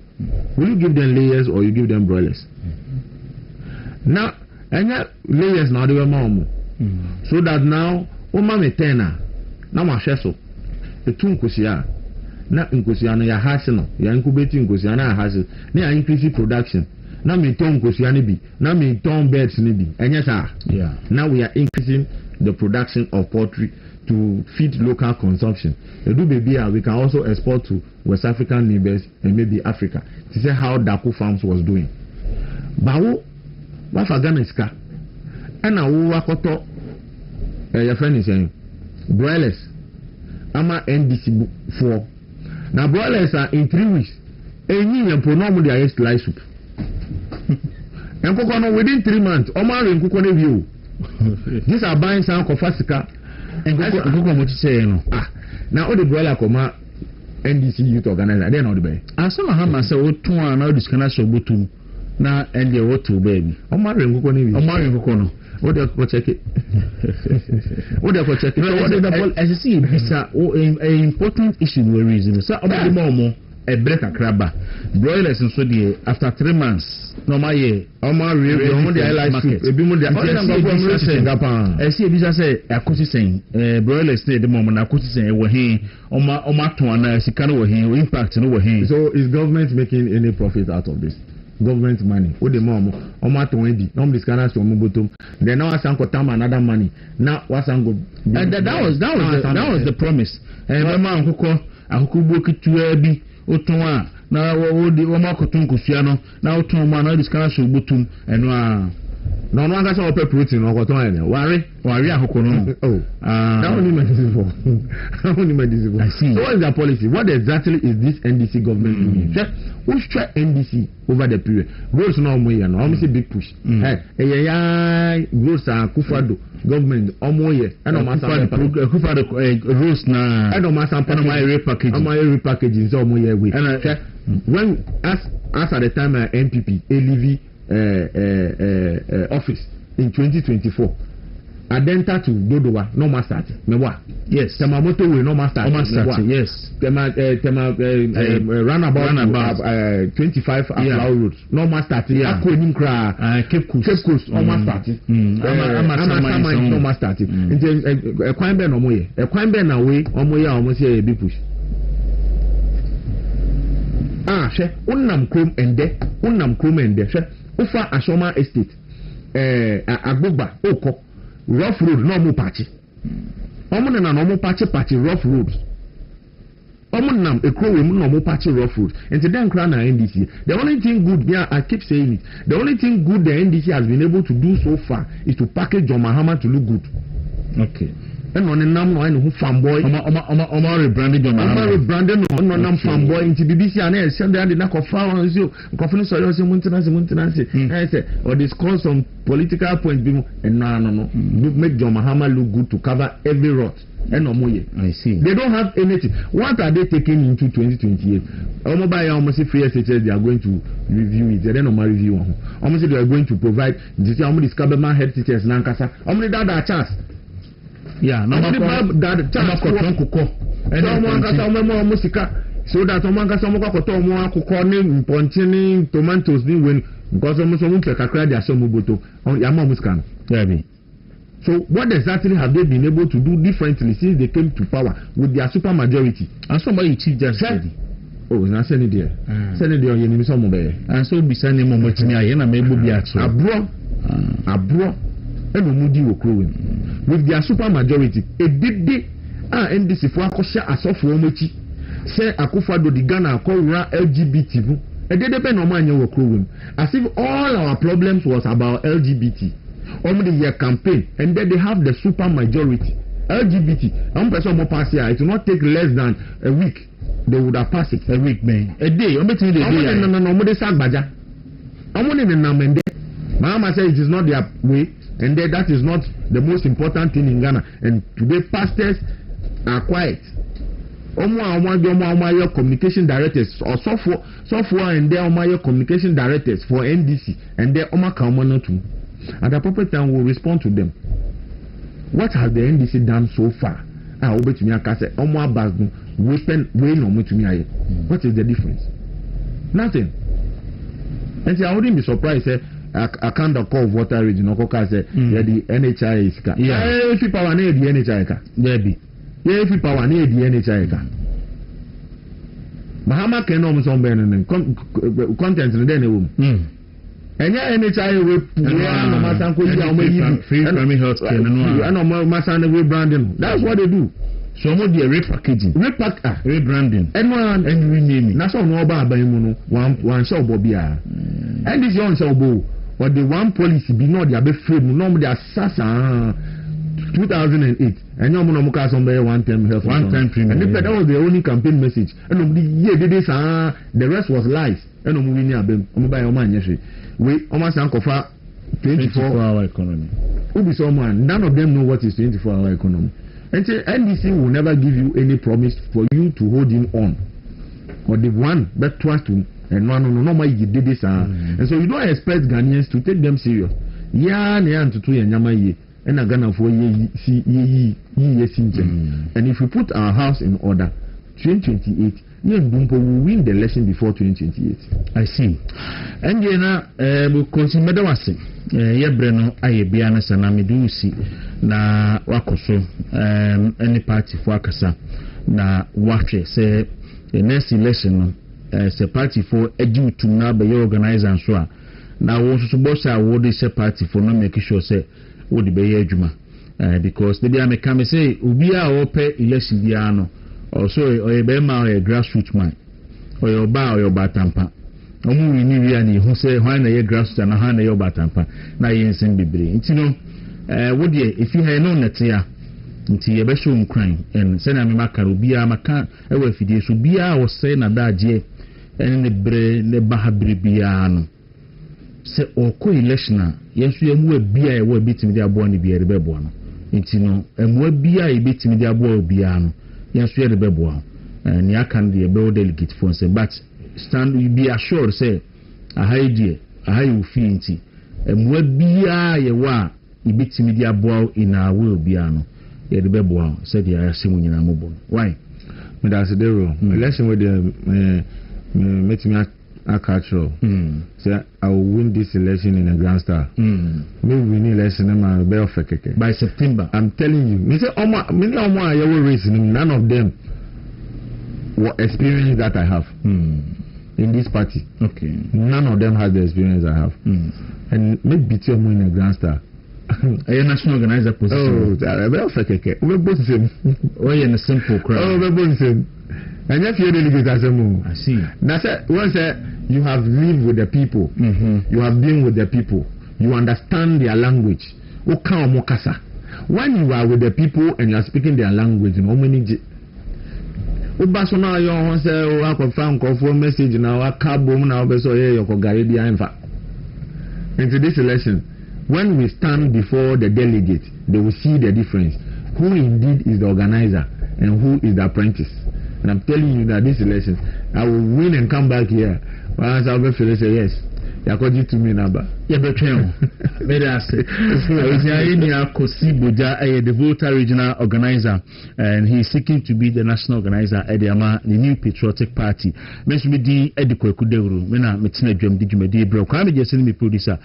God na sarabidi akubebi a obi a medase. Da sebre eje dwamenanso medase. Gideon ne Eric ne Dungo ne ebi ni nyina nso medomase enefe ora Chris Joe Kwaku nso asida wodia yedemusi na yakrama sore so na dwumedi ahodo aka sports ene omama ka nyina nso aba nyankopon amma ye no besie ochina na mom kai se enano pay yesi no ndu abuyi ano NPP ni social media activist ba ko domiko abenya yesi esuomo hini bi na odidi ba wo miatem no ono so a respond to saatum de dinti CID4 afre no saa na yate okudu a ni ntwe ma afre no mbeka kire no but MPP general secretary say account a ebeka account tiene na wo se ye de wunua na nyime o bra koja no na onkonkohwe mu no nti ye bi fia no ma ye hwe beko na ye hwe akwa kota eti ne ahwese na ma bisi akom